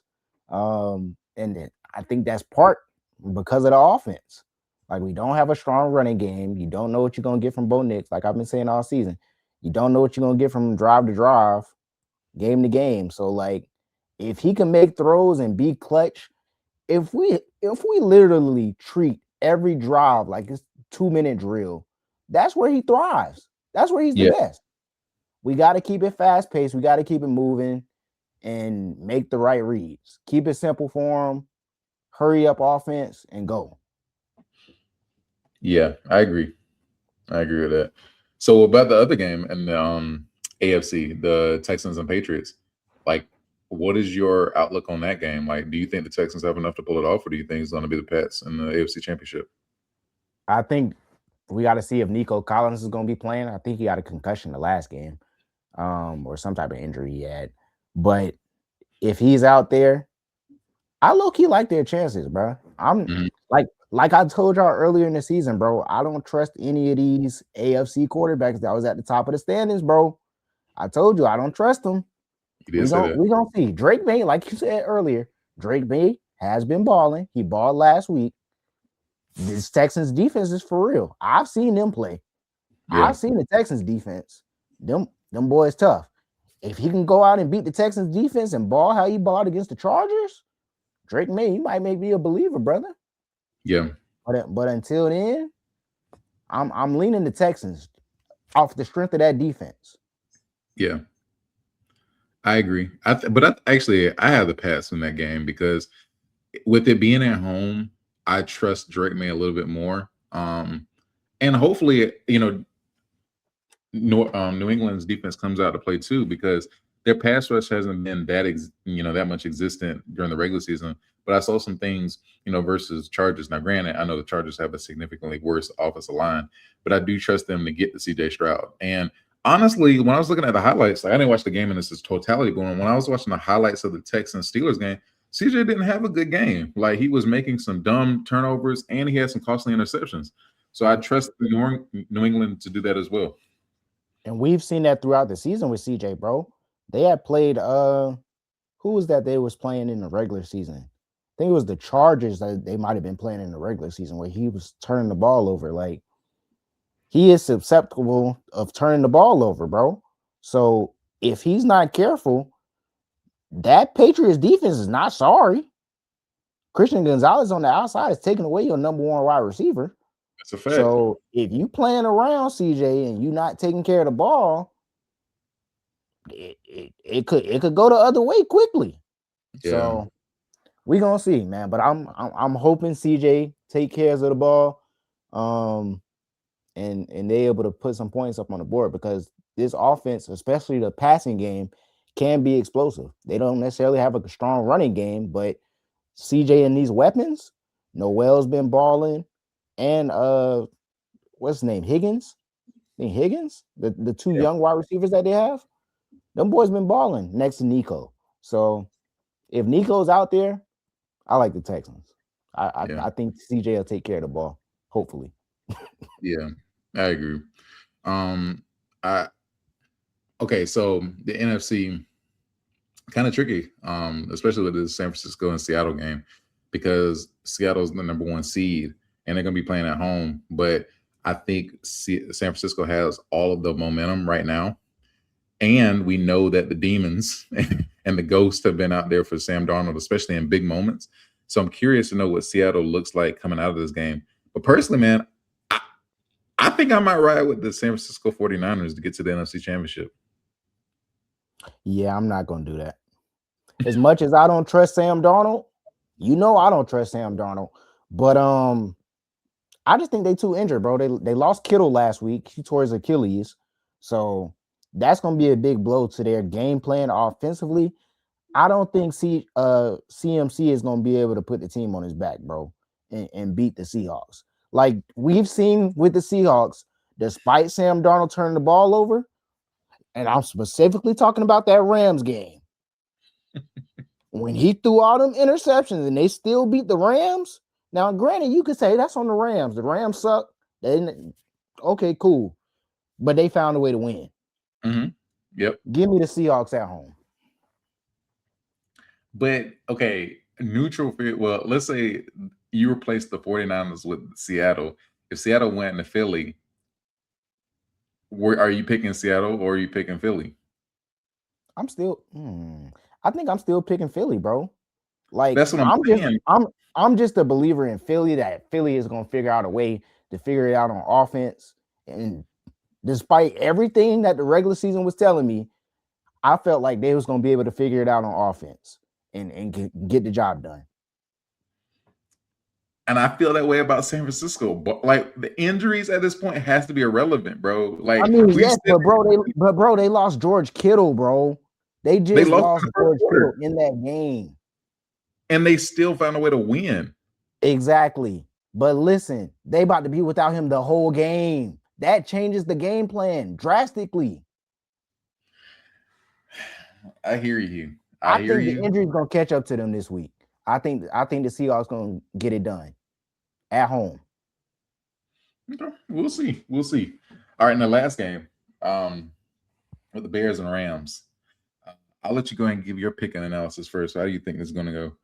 Yeah, they said that weather is gonna be crazy out there. They said it's gonna be cold, and they said that Matthew Stafford in the cold is like 7 or something. But I'm still taking the Rams. I know the numbers tell me I should pick the Bears, and the Bears been clutch. Caleb Love been clutch, or Caleb Williams been clutch. Ben Johnson been having a great season. Give me Sean McVay. Give me Matthew Stafford. Give me Puka Nacua. I think Puka Nacua stays hot. He continues cooking, and the Rams get it done. Yeah, I'm with you on that one. Like, I know we celebrating the Bears for what they did versus the Packers, but we can't ignore their first half. Like, Caleb was bad, in the first half. And I literally was about to text y'all boys. I was like, hey, Chicago might need a quarterback until they turned it around. And I think the volatility is what scares me about Chicago. It's like I don't get any consistency from Caleb, but I know what I'm getting from Matthew Stafford. I know what I'm getting from Devontae Adams. And just like I told y'all boys in the group chat, when they were down versus the Panthers, I said, we about to see Stafford MVP. Like, that man was dotting up the Panthers. And I know the defenses are different, but I trust Stafford to go win the game. So I think you said you got Seattle. So I got San Francisco. Do you want to go ahead and make, Super Bowl predictions from there? Or do you want to wait? I'm going to wait. Because I think, and really what's going to make me decide is, one, what happens with that Rams and Bears game, and two, what happens with that Broncos and Bills game. Those are the two games that I'm really going to be watching to see what happens in both of those games, because if the Rams offense shows up like I think they will, or like I think that they are capable of, they're one of the scariest teams offensively from an offensive standpoint in the playoffs right now. With the amount of weapons that they got, the experience at quarterback, I think Matthew Stafford could be the difference for them. Yeah. On the other end, the AFC, I got to see what the Broncos offense is going to look like. Is Bo Nix going to show up? Is he going to be able to make throws consistently?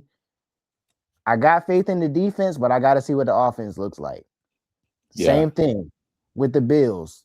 They arguably have the best player in the playoffs right now, in Josh Allen. Can he put the cape on and carry them to the Super Bowl? This is going to be a big test for him this week. If he can get past this, and if they match up with the Patriots, I like the Bills. If they match up with the Texans, that's another tough defense he got to go through. I don't know. So we gonna see. We're gonna see. I'm gonna save my prediction till next week. All right. Are you ready to stand on something, brother? As Super Bowl winner, I'm not ready to stand on, but I have the utmost confidence in the Buffalo Bills. I think Josh is gonna find a way, bro. Like, honestly, I think with your analysis with the Patriots, I don't think it matters. I think if the winner of this game, like if the Bills win this game, they're in the Super Bowl. I'm sorry. I don't trust TJ. I don't trust Drake May in this moment because I think he still has some growing to do. And you know how I feel about Bo. I think Josh Allen is the best quarterback left in this playoff. And I think he finds a way to get it done. So on the AFC side, yeah, I do want to write the Bills in, guarantee it. Now on the other side, that's where I'm like, I don't know, because that's all about matchups. Even with Seattle, like I hear you when you say that they're the healthier team, but once again, I told your boys last week, I was like, I don't know, like I want to pick the upset because Kyle Shanahan finds a way, and then if they win this game, and let's say the Bears end up winning because the weather and a fluky game, I still trust Kyle Shanahan over Chicago, and then you have a 49ers Bills game. But then on the other side too, if the Rams win, I trust Matt Stafford. I think Josh Allen, Matt Stafford are the two best quarterbacks left in this playoff, and I think it's down to quarterback play. That's what I was going to ask you if you think it was going to come down to quarterback play, but that answers that. I just think the injuries are going to catch up to San Fran, bro. I just think it's going to catch up to him, bro. And I think without Kittle, that changes the game drastically, bro. I think it wouldn't surprise me if Brock Purdy is out there struggling. And he struggled last week. Mm-hmm. He threw multiple interceptions last week. The Eagles just couldn't do nothing on offense, which has been the problem all season. If Sam Darnold can throw the ball decently, they're going to beat them if Brock Purdy's making some mistake like he did last week. If Brock Purdy turns the ball over twice like he did last week, and Sam Darnold makes his throws, or they're able to run the ball on the 49ers, it's a wrap. Yeah. If they play the Rams against Matthew Stafford in the next round, even if San Fran beat Seattle, Matthew Stafford is not making those mistakes that Sam Darnold made or having the offensive struggles that the Eagles had all season. They might get smacked. Agree. Yeah. I just think the injury is gonna catch up to him, man. I'm not sold yet on San Fran, bro. I'm not sold yet on them. I hear you, and I honestly think next week we'll be sitting right here and be like, man, I don't trust San Fran. I think the injury's gonna catch up to them. They're not gonna. Hey, I'm gonna say the same thing next week if they win, bro. I think the injury's gonna get them again. Now, if they come out and Brock Purdy's just playing like magnificent, maybe I might, change up my stance a little bit. But I don't see them getting past Seattle right now, bro. I just don't see it right now. Without George Kittle, I don't see. Now, like we said, we got 3 teams from the NFC West. So these teams have matched up twice before all season. So there's some familiarity there between these two teams. So I mean, it wouldn't surprise me if it's a good game, but I'm leaning to the Seahawks, man. I'm leaning Seahawks. So okay, let's say I know you were talking about last week with Buffalo Bills. If the Buffalo Bills come out and look bad versus the Broncos, do you have the same stance about the Bills should let go of Sean McDermott? I think if they would have lost to the Jaguars, he would have been gone for sure. Mm-hmm. For sure. If they lose to the Broncos, I think there's conversations similar to like the LaFleur conversations. I don't know if they fire him though. I don't know. Would it surprise me if they fire him? No. If they lose to the Broncos and they fire him, that would not surprise me one bit. I don't think it will happen though. I don't think they will fire him. No. I don't know.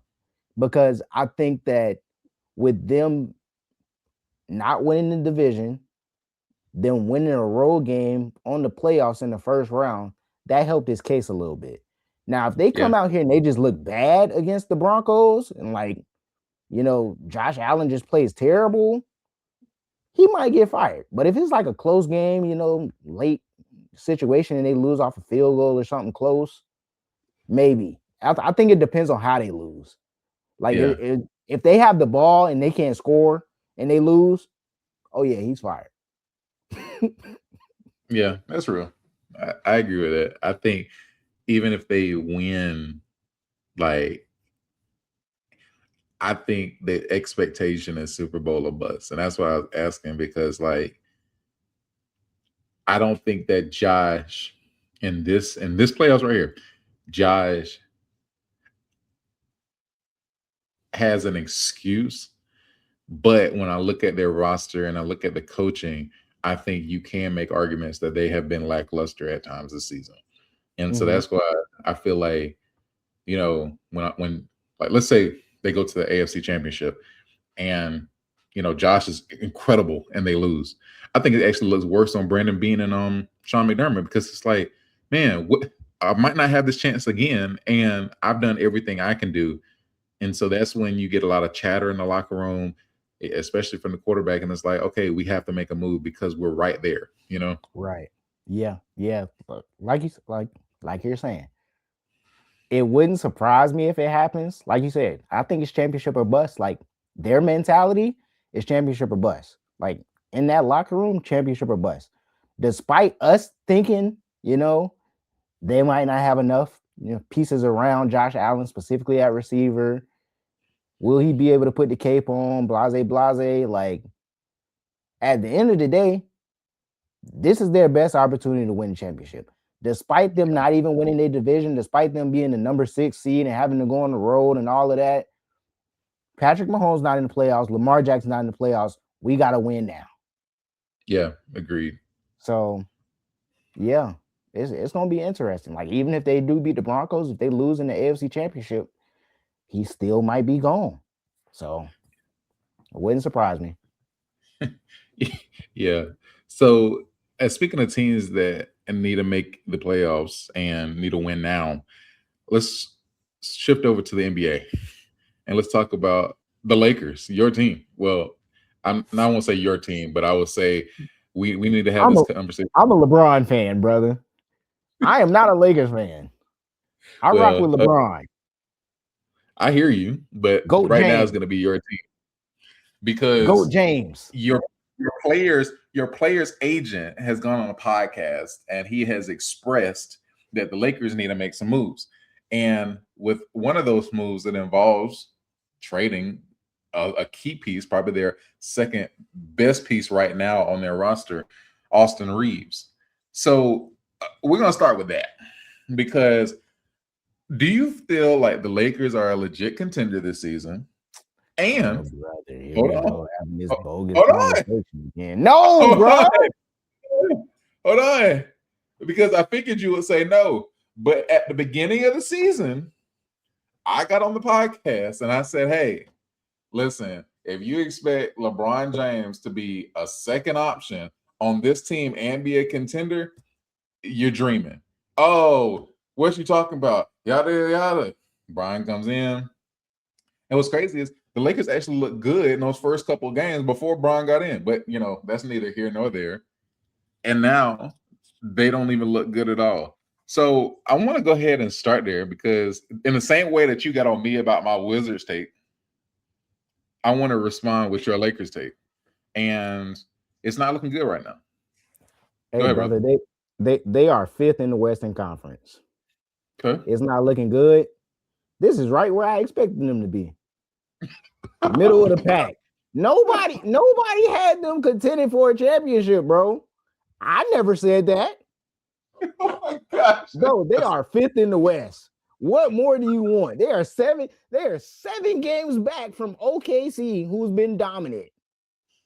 What more do you want from them, bro? Listen, they are 1 game back from Denver, who's in 2nd place. Like, what are we talking about, bro? What are we talking about? I can't, man. I can't. They're not true contenders, bro. They're right where they're supposed to be at. If we want to talk about anybody, let's talk about Houston. They in 6th. That's a fact. We're gonna get to them. We're gonna get to them. We're gonna get to them. But right now, we talk about the Lakers. What you talking about, brother? They right there where I expect them to be. Yeah. But we both know. I guarantee the Lakers will not be winning the championship this season. And we keep going with this whole Bron farewell tour. Oh, Bron is 23 years in the league, so let's let him play with his son. But they are not a good franchise. They have to make some major moves, and one of them might include number 23 himself. I'm sorry. But when I sat here and said, for the Lakers to be contenders, like Bron might need to take a step back. They might need to trade Bron. It was blasphemous then. It still is. It still is. Oh, gosh. Okay. This is the thing, bro. This is the thing. Like you said, 23 years in the league. This man is going to go on his terms, just like Mike Tomlin just did. He going on his terms. You're not trading Bron.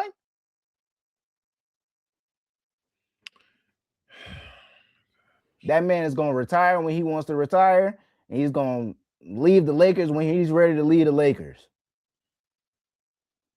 We know they're not winning the championship this year, but guess what? If they do, then what? Then what? What happens if they do? They're not. We don't even have that conversation. They're not.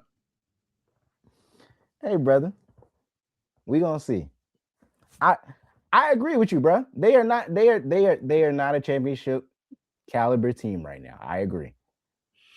But LeBron is gonna leave when LeBron's ready to leave. They're not trading him, bro. Regardless of what you think, he should take a step back. I mean, shoot, he's 3rd on the league and 3rd on the team in scoring. Mm-hmm. Okay. That's a step back. He's still averaging 22. Okay. All right. Wow. I'm just. I don't know where you was going with this, brother. No, I wanted to start with this because this is the thing. They're 5th in the West, but they're holding on to it because I think that the Rockets can still get better than them. Who's behind them? I'm about to pull it up. But see, like, my thing is this, like, similar to your take on the Steelers, bro. Like, the Lakers are in that same boat, right? They're not going to be real contenders, but they're still going to make the playoffs, still be in the conversation. Like I just said, LeBron is in a similar boat as Mike Tomlin. He's going to go when he's ready to go, bruh. Regardless if you like it or not. So and as long as they're competing, he's going to be right there. Okay. All right. Yeah. If they were sorry, Buddy wouldn't have came back from that injury. Buddy probably would have retired right there.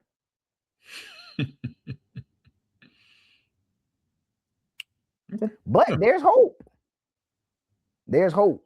Because like I said, they're 1 game back from being in 2nd in the West. Is this a different conversation? Is this a different conversation if they're second in the West? Yeah, it is. Well, it's a different conversation if they're second in the West and Bron is producing on the same level that Bron has always produced. Bro, he's 43. Bro, he's on the court. It don't matter. If you're on 22, court, bro, he's scoring more than DeAndre Ayton and Rui. Bro, first of all, that's a separate conversation because I don't think that either. What about these bums he playing with? Let's talk about them. You talking about LeBron that's 43, still averaging 22, 5, and 6? Come on, man. Bro, I'm just sitting here because when I said PJ Washington numbers, I was crucified. Right, let's look at PJ Washington numbers now. What PJ Washington numbers say? No. I was talking about the championship year. I'm not talking about the numbers say right now. Let's go look at the Mavericks. Let's go look at the Mavericks. 15 and 26. You are moving the goalposts. Let's look at PJ Washington numbers. He's moving the goalposts. 14, 7 and 1. How old is he? 27? And you letting a 43-year-old out hoop you? Listen, you I was saying they went to the championship. AD not even playing. And you only averaging 14 and 7? I'm not gonna let you do this because you're moving the goalposts. Because you know what I was talking about. I said when they had the championship run, go look at his stats then. Those are the stats that I was expecting. Okay, and he's 43, still averaging 22. Who's done that before? Who's done that before? Whoop-de-doo. And they fifth in the West. And they fifth in the West. Yeah. When we talk about championship, and they're one game out of second place in the West. Bro, you're not hearing me.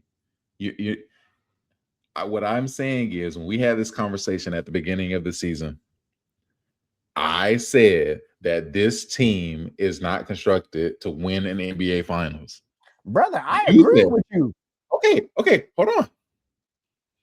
The Lakers at the beginning of the season, everybody's talking about how great they look. Oh my gosh. Bron comes in. There clearly has been problems with the roster construction. There's been problems with the chemistry. There's been nights that Bron has taken off. And then the argument is, oh, he's 43. But then when he does good and he shows up to play a couple games, it's like, oh my gosh, Bron's 43 doing this. And I'm like, that's not sustainable. That is exactly what I was saying this offseason on the pod. I'm tired of the whole farewell reunion to it. If you're trying to win, you traded for Luka because you're trying to win NBA Finals. Hey, brother. Did they not? Hey, brother, you're absolutely right. And guess what? They're a game out of second place. For sure, but that's not what we're talking about, Hundo. I asked you, are they finals contenders? And you stopped me and said no. So it's like, I hate that. Hold on. But in that locker room, they might think that. They might think that if we get the right matchup, we can make a run. And they very well could. They very well could. But do I think that's going to happen? No. But it could. And if it does happen, what are we going to say? I don't think it will. We won't have that conversation. So it's okay. We're going to see. I just had to get it out of my system. But okay, let's talk about some other. That man trying to hate on Bron and Bron averaging 22. I'm not hating on Bron. 43. Yes, you are hating on Bron. You told this man to get out the way. You said, yes. Get out the way and go home. That's what you be said. The same one that be like, oh, get these old heads out the way. Are you not the same person that says that? Hey, you're absolutely right. But guess what? LeBron is the exception. Oh my God. For the goalpost. Yep, oh absolutely. Yep, I just moved the goalpost. I'm carrying it on my back. I got the goalpost. LeBron gets an exception. Yes. Yes, okay. Y'all. I said it. LeBron gets an exception. He gets a pass. Yes. LeGoat James. Averaging 22 at age 43. Who have we seen do that? Still playing at a high level. Okay, that's the point. Oh yeah, he's 43. Yes, Collin, if he doesn't get defense. Tell me this: if they hypothetically, I know you said it's not gonna happen. If they win the championship this year, what are you gonna say? I'll come on here and say I was wrong. Well, if they win the championship and Braun is the second option, that was what I said at the beginning of the year. I said they would not. I guaranteed. No, I guarantee. You can go back and watch. I guaranteed and said the Lakers will not win the NBA championship with LeBron as the second option. Okay. Okay. Let me ask this: what does second option look like to you? Let me go look at the numbers of past second options. Let's go. Hold on, give me 1 second. Okay. Because they have a big three right now. Austin Reeves has emerged as a part of the big three. Okay, he has to do more than Austin Reeves. 26 and 6, 5 rebounds. Okay, yeah. I don't want him to be number 3. I want him to be the second option, like I said. Okay. He's not a second option right now. Are we just looking at the points, or what are we determining as the second option? Collectively, when we look at the Lakers team and you watch Lakers games, we know that Austin Reeves is the second option. Like eye test and numbers. It's a collective. Okay, so all right, cool. You got it. Good. Noted. That's all I'm saying. Let's see. When Austin Reeves not in and LeBron is taking over. And they winning. Mm-hmm. I was wrong. Yep. You gonna come on here and apologize to GOAT James. It's okay. Yeah, do you think now? Question though, do you think there's any moves that they should make or could make that could elevate them into a championship team? Without anything drastic like trading, AR or Braun or Luka. Without doing anything drastic like that. I don't know what their draft pick situation looks like, but in order to get any quality stars, they probably have to wait into the offseason because I think any lackluster move is not going to get them over the hump. I think the big thing is because of his effort, you're going to have to find a center because Jackson Hayes comes in and has, good spurts. But DeAndre Ayton is not going to be the one to win the NBA Finals for y'all. So I think they need some help, at center. But I don't know who's out there that can make a difference. Why do you think Ayton can't get it done though? Because look at the numbers. He getting 14 and 8. Now granted, they aren't just throwing the ball down to him, telling him to go get a bucket. But for his role on this team, I think he's holding it down. Well, I think my biggest thing, it wasn't even about the numbers. It's like when I look at the game, he takes a lot of plays off. And even in the when he was with Phoenix in the playoffs, like he was getting to a lot of tirades with his own locker room because he's lazy. And I think the writing's on the wall with that. And I think in the NBA playoffs, it's a whole different sport. And when you're talking about Sengun, when you're talking about Jokic, like you're going to have some quality bigs that you're going to have to guard for 40 minutes. And I don't trust that he's going to be able to do that and be that anchor for that team.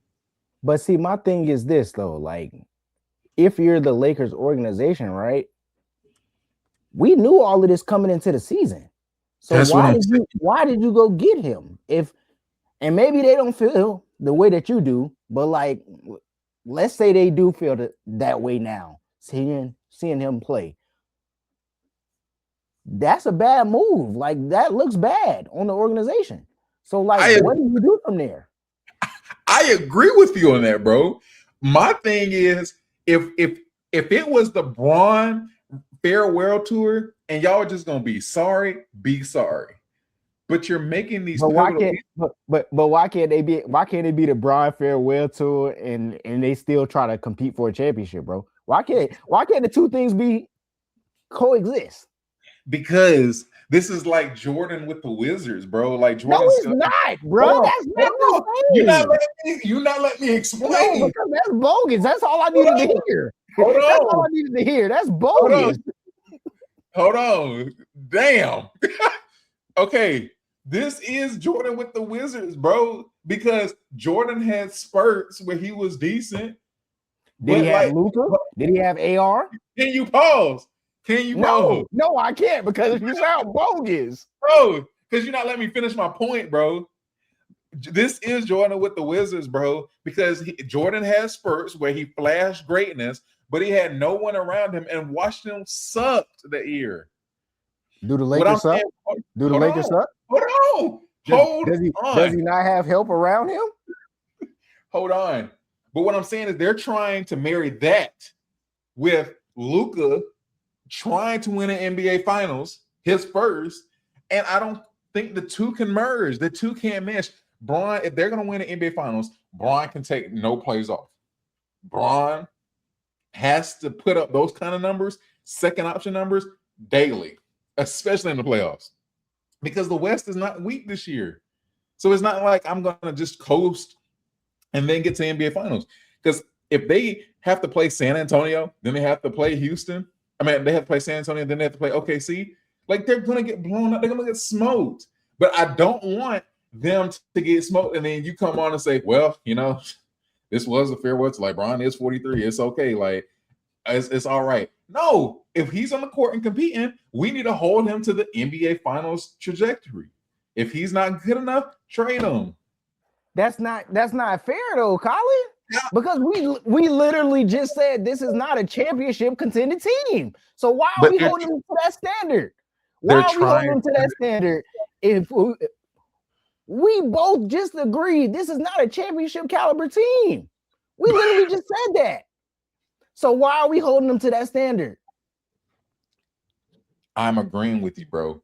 But based on the moves they made this offseason, it sounds like, and it looks like they were trying to win a championship, claiming DeAndre Ayton off of when he got cut by the Trailblazers.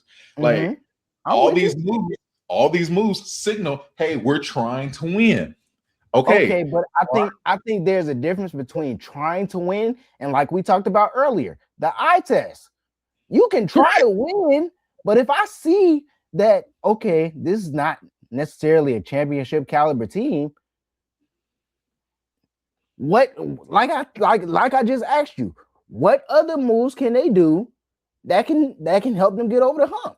If it's nothing they can do, we can't hold them to that standard based off the eye test. That's all I'm saying.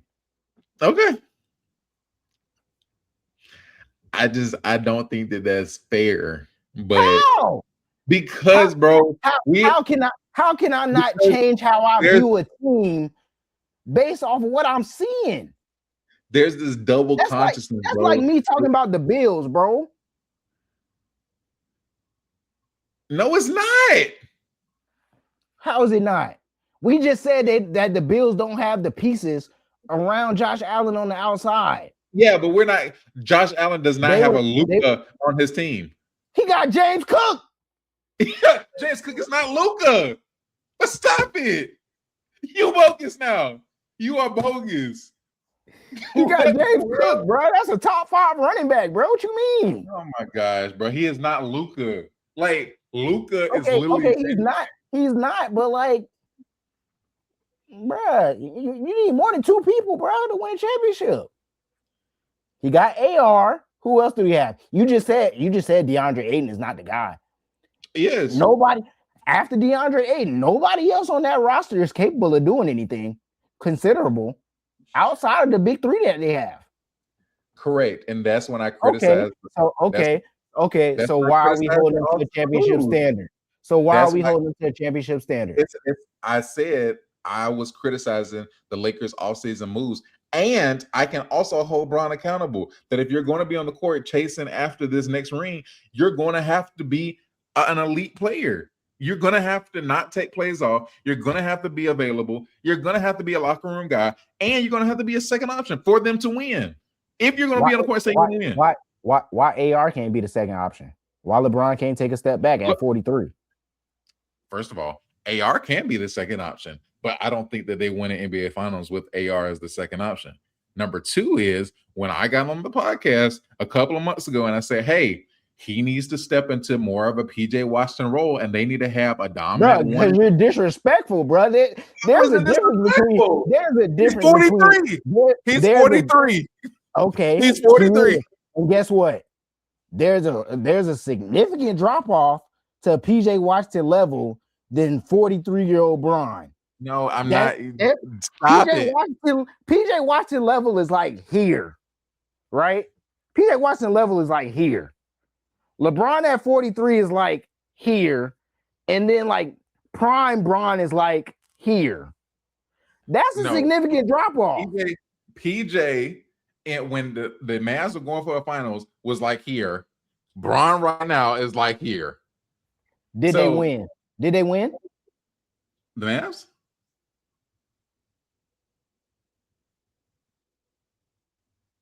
Did they win? No. And you want him to be at PJ Washington level? Bro. A loser? A loser? Okay. A loser? We are picking and choosing. No. You said you just said you LeBron needs to take a step back and be on PJ Washington's level. A loser? I can't. A loser? You want him to compete for a championship or you want him to lose? Do you want him to compete for a championship or do you want him to lose? Which one? Because you can't have both. Bro, if he's taking that role, they're going to lose. They're going to lose. Hold on. The proof is in the pudding. The proof is in the pudding. Luke and Kyrie? Huh? So I'm saying, if you have those 1 and 2 options, then by the time Bron gets to the finals, he will be able to become Bron for 4 games, 5 games, 6 games. But if you're expecting him to have this kind of performance the whole season, that's not fair to Bron as a 43-year-old. Like you said, I'm being real. At 43, we cannot expect Bron to be prime Bron and carry them to the finals. Okay, but nobody's expecting that. He's not even carrying them, bro. That's the thing. He's not carrying them right now. Bro, but we know that if he's not carrying with this team currently constructed, they're not going to win NBA finals. So what's the point? Bro, if he's not out there, they might not make it out the first round. If he's not out there. Then do that. Huh? What are we doing? You're not here to win an NBA finals. So let's just farewell tour it. Bro. Just like Washington Wizards. Just like Jordan with the Wizards. They were not trying to win an NBA finals. They were just out there for the vibes. Do that. Just say that. Bro, they can't. Why not? Luka. Okay, but AR. But then they don't have the roster. Listen, if this team was out here playing for the vibes, everybody would be on their head. You know that. Okay, so then if they was out here playing on the vibes and a farewell tour for Bron, and they were 12th place in the West, they would be saying fire JJ Redick.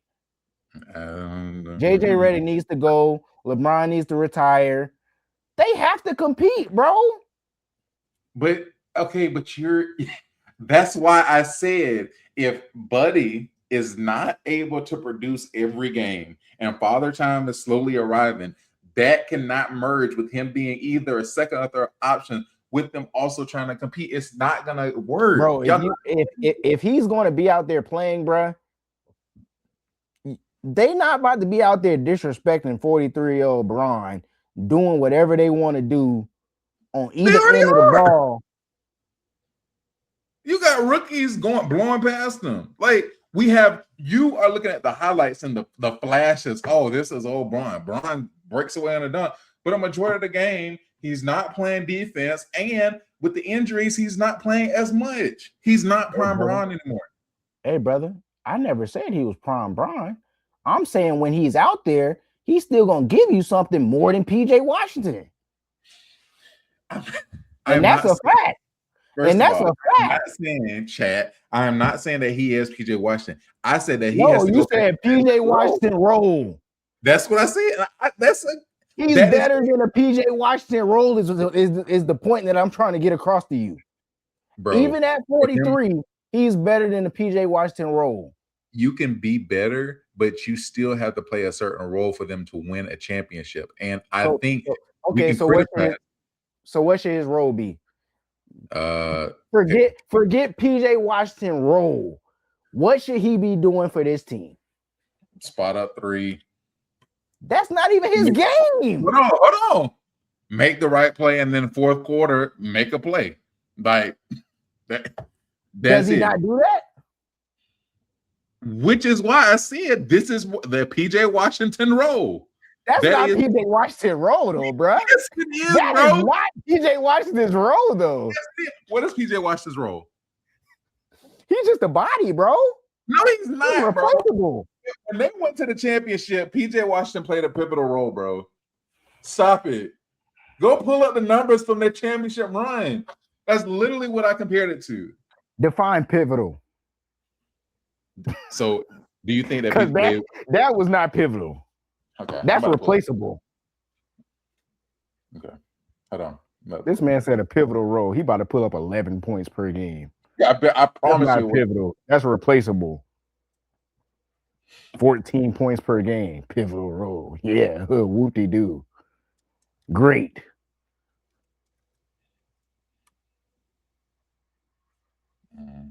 Talking about some played a pivotal role. Man, get out of here. LeBron will go out there and still bully that boy at 27. Okay. Pivotal role. That's funny. 14-8, 15-8. 15-2. Yeah. That's about what he needs. But my point they're not winning if he does that, bro. You know they're not winning. You're not hearing my point. When they had that team, they had Kyrie and Luka. Kyrie and Luka on that team are not Austin Reeves and Luka right now. So what I'm saying is, in the offseason, they should have gotten a better number 2 so that LeBron could come back to play that kind of role. So he wouldn't have had to score. So are you saying they need to trade AR? Yes. That's been my point from the offseason. I've said that. You asked me if they need to trade AR in the beginning of the season, and I say yes. So why are you hating on Bron if AR is the problem? It's no hate. I'm just being yes, real. It is. Yes, it is hate. You want this man to be a PJ Washington role. You ain't say nothing about AR this whole time. He's 43. You mentioned LeBron playing a PJ Washington role. You ain't say nothing about AR this whole time. I said it literally when we had the last podcast about this situation. You asked me, do you think that they can win if AR is second option? And I said no. At 43, Bron should not be expected to put up these kind of numbers. He needs to be in a PJ Washington role so that when they get to the NBA Finals, he can produce and be prime Bron. Flashes. Okay. So to what started this conversation? Was Rich Paul right? Should they trade AR for Jaren Jackson? Is Jaren Jackson the number 2 option? Heck no. I don't think that it should be for Jaren Jackson, but I don't think he was wrong for saying they needed to trade AR. I just think Bron and them were mad because he said it out loud. Okay. He ain't wrong. Okay.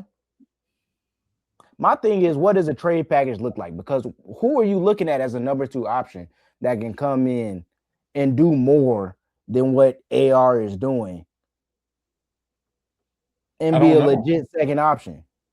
I have no idea because so you bogus. So you bogus. How? So you bogus. How? If they need to trade AR and you don't know who the player is that they should trade for, you sound bogus. How do I sound bogus? Because there's not available options right now for just a straight up AR trade. Okay, well, add in some teams. Make a trade. Come on, Mr. GM. Who you trading? What? Like I said, who is the second option that can come in? Don't worry about contracts. Name me some players that can come in and be a second option for the Lakers. I mean, honestly, based on the trade market right now, you could go get Giannis.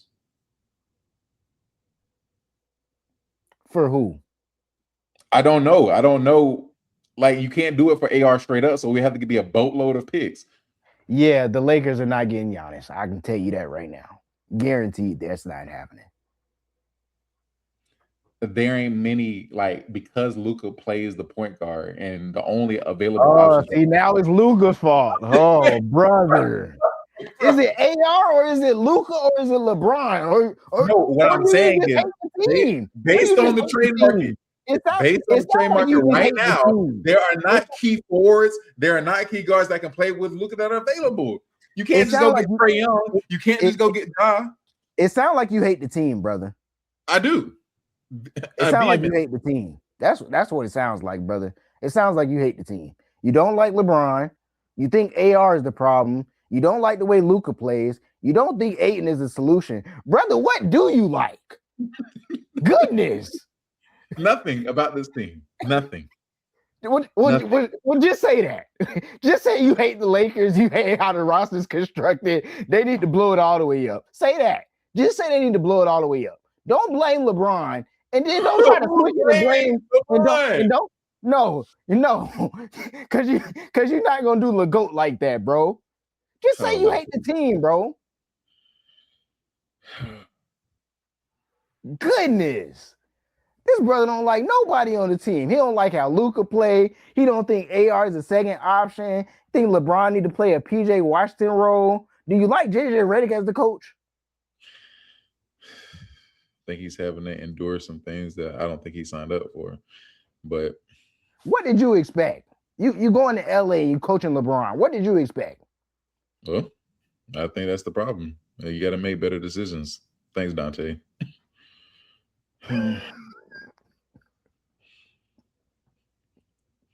But this man hates the Lakers. That's the root of his issue right here. He hates the Lakers. I'm glad we got to the bottom of it, brother. It's clear that you hate the Lakers and you hate this roster.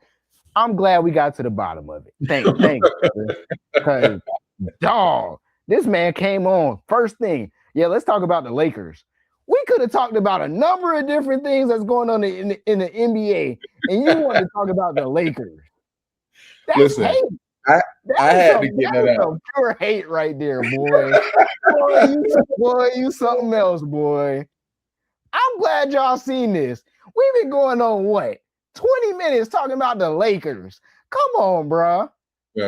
Listen. You could have just started by saying, I hate the Lakers. I hate this roster.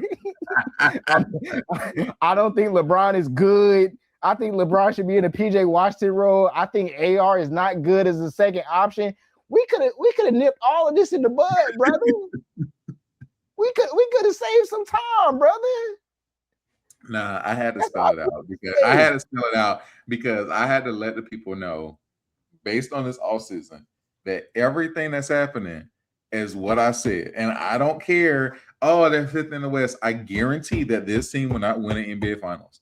And a lot of it is because of the organization and their moves they made this offseason. But some of it still is on this whole farewell-ish tour. Like, I know we have to hold everybody accountable. Now, speaking of that, another person we need to hold accountable is Ja. Because this situation has gotten real messy. I was on Twitter today and I saw that he got into it with some teammates. I don't know if this is stemming from the whole Taylor Jenkins situation, but it seems like he clearly doesn't want to be there anymore. And I just don't know what the Grizzlies are anymore. So, like, what do you think needs to happen? Where do you think he goes? And then we saw the clip of Desmond Bain saying, I think the people over there in Memphis miss Taylor Jenkins. So he said that too? They were interviewing him and he said that in an interview. So I'm sure, like we talked about last year, like when he first got fired, we were saying, why he got fired? What? Yeah. What was going on? So, and then John got into it with the coach. And then it seemed like they resolved that. Now he back. Now he arguing with teammates. Like, bro, like, just trade him, bro. Just trade him at this point. Where he goes, I don't know. But I think that the Trae Young situation helped. I think when teams saw that Trae Young was able to get moved, they're like, okay, we can get something, right? So what that looks like, I don't know. But like we were talking about before, bro, like Memphis should blow it up. We were saying that in the offseason. When Bain left, we were saying Memphis needs to blow it up, bro. So what better way to blow it up than to trade Ja? Let's go. Biggest domino. Get him out of there. What is Ja's trade value right now? I don't know, bro, because in all honesty, like when that Trae Young trade happened, I was like, that's it? That's all they had to give up? They gave up Corey Kispert and CJ McCollum. That's it? So if that's what you're getting for Trae Young, I mean, yes, Ja's a little bit younger, I believe, but like you might be able to get off. Now, if I'm the Grizzlies, I'm probably looking for some draft picks or something, but you might be able to get away with it with a veteran and some role players. Like, I don't think it's going to be nothing crazy. So, are we thinking Andrew Wiggins? And I don't even know if you give up Norman Powell. Like, what is the fit? Yeah, I don't know, bro, because he's an athletic young point guard, but like, is he capable of being that top option to compete for a championship? Like, I wonder what his goals are. Like, I think for Trae, like, he wanted to get paid, right? Yeah. Like, what's Ja's goal? Like, is he trying to get paid or is he trying to win a championship? I think and we've had this conversation with a number of players in specifically in basketball over the years about if they're trying to get a check or if they're trying to win a championship. I don't know if Ja's that type of player to be a 1 or 2 option and win you a championship right now. I don't know. So if he's trying to get paid, what does that look like? Because like I said, with that Trae Young trade, bro, like, bro, why are you going to Washington, bro? Yeah. Like, you don't want to go and try to win a championship, bro. Like, you just want to get paid. So it's like, what's Ja's motives? I wonder what his motives are. So I guess like my only problem is I just hate his behavior and how this whole thing is playing out. Like, there's been times where, like, you know, people have disagreed with the coaches, but even if Miami trades for him, that's not going to fly with Pat Riley and Eric Spoelstra. Like, right. I'm just trying to see like how attractive he is to franchises, because I think 2020, like, I mean, you know, Ja's first, second year, like we were talking about, was he the face of like, would he be going to be the face of the league? Like, he was standing toe to toe with the Warriors, and I think he was likable. Now it just seems like he's the villain, and I don't know if you can turn that in an off season, right? And so the more he acts up, the more he's not playing, because we have to be honest about Ja's injury history too. It's like, can he even be a number 1 on a contending team, like you said? Right. And so that's why I think honestly, I think he goes on the Trae model and say, hey, let me just go somewhere sorry and just rock out, like, and do what I want. Yeah, and I think, and I don't even want to bring this person up, but like, it's like the LaMelo Ball. Like, bro, like, what are we doing? Like, I was watching a podcast clip, and it was Melo. He was talking about LaMelo Ball on his podcast, and he was like, yeah, Shawty's cold, talking about LaMelo. And he was more so looking at it from like a organizational standpoint of like, oh, Charlotte needs to surround him with talent. And I'm like, bro, I don't know, bro. Like, I don't know if that's a recipe for winning, bro. Like, and I think Ja and Trae are in that similar category of like, are you playing to win? Or are you playing just to get yours and look flashy and all that type of stuff, bro? Like, the same thing we talk about LeBron with sacrificing and, you know, being a PJ Washington type role.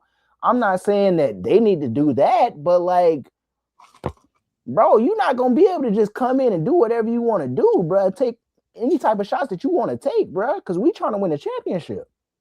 So right. I think that all 3 of them are kind of in that same category of like, bro, y'all gonna have to sacrifice something, bro. Yeah, and that's where I really understand it from Memphis's standpoint, because it's like Taylor Jenkins played Ja a lot of minutes, played Jaren Jackson a lot of minutes, and let him do it a lot of times. There was a lot of one-on-one ball, and he let him do whatever he wanted to, and it looked flashy, but it wasn't working. They were still getting bounced. by the Warriors, and that was a very old Warriors team that they got bounced by, and they just weren't getting over the hump. And so I can see organizationally why they had to make some moves. And from what I've read and heard about this new coach, it's a very European style. So they're trying to get players in and out, and so they don't really do one-on-ones. They really like do spurts in terms of subbing out. And players are hating that because number one, that's less minutes that you can play, less points you can get for awards and getting paid in the future. But also, two, they say it hurts the flow of the game. And like, I can understand from his perspective, he's like, okay, I want to get everybody touches, but I also want to keep y'all healthy for the postseason, because we got to be honest, Ja, he got injured last postseason. Like, he has an injury history. And so I don't know. I think if he would have been playing within the system and not acting out and it's not working, okay, now I get, his behavior. But it's like he's like giving up and not giving him the chance. And that's what kind of bothers me the most. Yeah, and like we saw last year when Ja was out, like, they have some good young talent on this team, bro. Agreed. So it's like it's not like you gonna give up Ja and just be sorry. Like, y'all got some pieces. I'm not saying they're gonna be Ja level, but like, if given the opportunity, maybe. So we gonna see, man. Like I said, bro, I think it's gonna come down to sacrifice, bro. Like, because if he goes somewhere else, what's to say that he's gonna be the best player on that team? So like, are you gonna be able to be humble enough to be like, okay, I'll be the second option behind this guy? Like, what does that look like? Does Milwaukee try to make a move for him? I know we talked about that before. Like, go team up with Giannis. He's definitely the second option in that situation, right? So does that help? Is that a move that could help the Bucks? I don't know. So yeah, we gonna see, man. Yeah, I think he has to go to the right situation, and depending on where that is, like, if he can be the second option, cool. But if he goes anywhere and he's still trying to be the number one option, I don't think that's going to be successful for him or for the organization. Because like you said, like, he's viewed probably around the league as a villain right now. Yeah, agreed. So any other, like, go ahead. No, I was just going to say you hate to see it, but that's just how it is. Yeah. So I guess like we'll have a fuller NBA conversation later on, but like, has there been any surprises like thus far in the NBA season that you want to talk about before we leave? I'm not gonna lie, bro, and it's gonna be your team. Like, y'all been hooping. I didn't expect y'all to be up here in the conversation in the mix of the Eastern Conference with JT going down, but Jaylen Brown has been hooping at a high level, and we talked about this before we got on the pod. But like, I think Buddy been talking too much. I think he just need to keep going out there and keep hooping. But outside of that, bro, he's been playing at a pretty high level, bro. I can't lie. Yeah, like, we definitely have won a lot of games I wasn't expecting, but Derek is getting 18 a game, and we got Peyton Pritchard.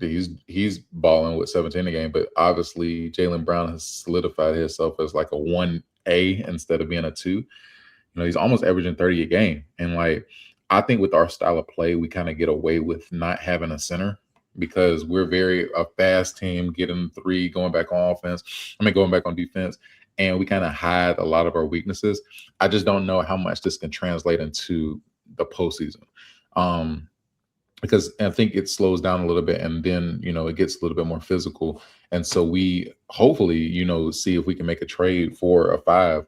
But even if you look at some of our centers right now, we have Queta. He's giving us 10 points, which is, I didn't know that I would be saying that at the beginning of the season, but he's low key been hooping, and he's getting like 10 and 8, and like we weren't expecting him to average a double at the beginning of the season, but he's been decent. Yeah, and I think honestly, like, I gotta shout out to Detroit since I'm up here, but like, I was not expecting this at the beginning of the season. I was definitely talking trash, but K's been hooping, and K's entered a conversation where you gotta say, in terms of guard play, like, K's very quiet and efficient with his numbers, and I think like what we were saying about Ja earlier, like years ago, we got to start saying about Cade, because Cade has low-key carried, and a lot of their young talent is emerging as well. Like, there was a dude I was watching the other day, like Dennis Jenkins or something like that. He was hooping. Dennis Jenkins or something like that. Yeah. So hey, I will ask you this though, because I know me and you had this conversation before off the pod, but like, do you think there's anything else that they need to do as an organization, as a roster, to truly get over that hump come the playoffs, or do you think Cade is going to be able to do enough to carry into the playoffs? I mean, I honestly wouldn't be mad at the going and getting a star. I think the star that everybody was talking about was AD. I just don't know what that looks like now that he's hurt. But the problem is Jalen's giving you like 17 a game. Like, in the playoffs, is he going to be a reliable two? Because the problem with them was scoring. Once Malik Beasley last year stopped, hitting all those threes, the scoring kind of went down the hill, and you expected Cade to do everything. I think that same problem happens this, postseason. You got a lot of players who can, play defense, but Asar hasn't really taken that big of a step because he's still only averaging 11, but he's a defensive stalwart. We're gonna need, Detroit's gonna need that in the playoffs. But when it's a tie game and you need a bucket and everybody's zoning in on Cade, who are you gonna pass it to? Because you're not gonna pass it to Jalen Duren and say, "Go get me a bucket." So I think that's the problem. You need another scoring option. I wouldn't have been mad if they would have gotten CJ McCollum. Like, if that was all you needed to go get him, like, man, y'all should have just, put some picks together and some young pieces and say, hey, let's go get a veteran who can score. Right. Yeah, that would have been a good move. You can handle the ball, you can facilitate if needed. Yeah. You know what you're getting from him. Yeah. Yeah. So what about your Knicks? Let's end on that. How are you feeling about the Knicks? I was listening to 520 and they were talking about how Cat one game only has 6 and 1. Like, they're saying that the locker room is kind of in shambles. And I saw a clip of Mike Brown today talking about how Cat had fell on the ground and it was a 5-point swing. Like, come on, bro. Like, I'm gonna need you to man up, Cat. We need consistency, big fella. We need consistency. We need you to man up, be big. And hopefully we can put together enough consistent offense, sharing the ball, moving the ball around to string together some games. I like where we're at, but it's just up and down. It's inconsistent. Yeah. So we gonna see what happens. Do you still think the Knicks are a championship contender? Yeah. I think as far as making it out the Eastern Conference, they can definitely do that for sure. Yeah. Winning a championship, the way San Antonio been looking and OKC been looking, I don't know. I think it's going to depend on the matchup, but I think that West is going to be tough, man. That West is going to be tough for sure. I think the East is going to be tough too, but I'm still leaning towards the Knicks come postseason. Cool. Well, listen, it's about 2 hours and 18 minutes, man. We talked about almost every major sport right now that's contending. Shout out to the sports that we didn't talk about. I know the special the Winter Olympics is coming up, so if you're a fan of that, definitely tune in on ESPN. Almost said special. My bad. Like I told John, we ain't talking about no gymnastics on here. Skiing, figure skating. I'm sorry. But yeah, national championship is on Monday. John said he's coming in to talk about the coaching vacancies. I'll be on because I definitely want to recap this game. And if you like to read, we're on Substack putting out articles. So we got content everywhere for you. Again, we thank you for the support. Definitely share this with somebody you like and tell them that this is a new and upcoming sports podcast that gives real and authentic takes. So we'll see you soon. Continue to subscribe so that you can get updates about our newest videos. And we look forward to having more content coming your way. Peace. Peace.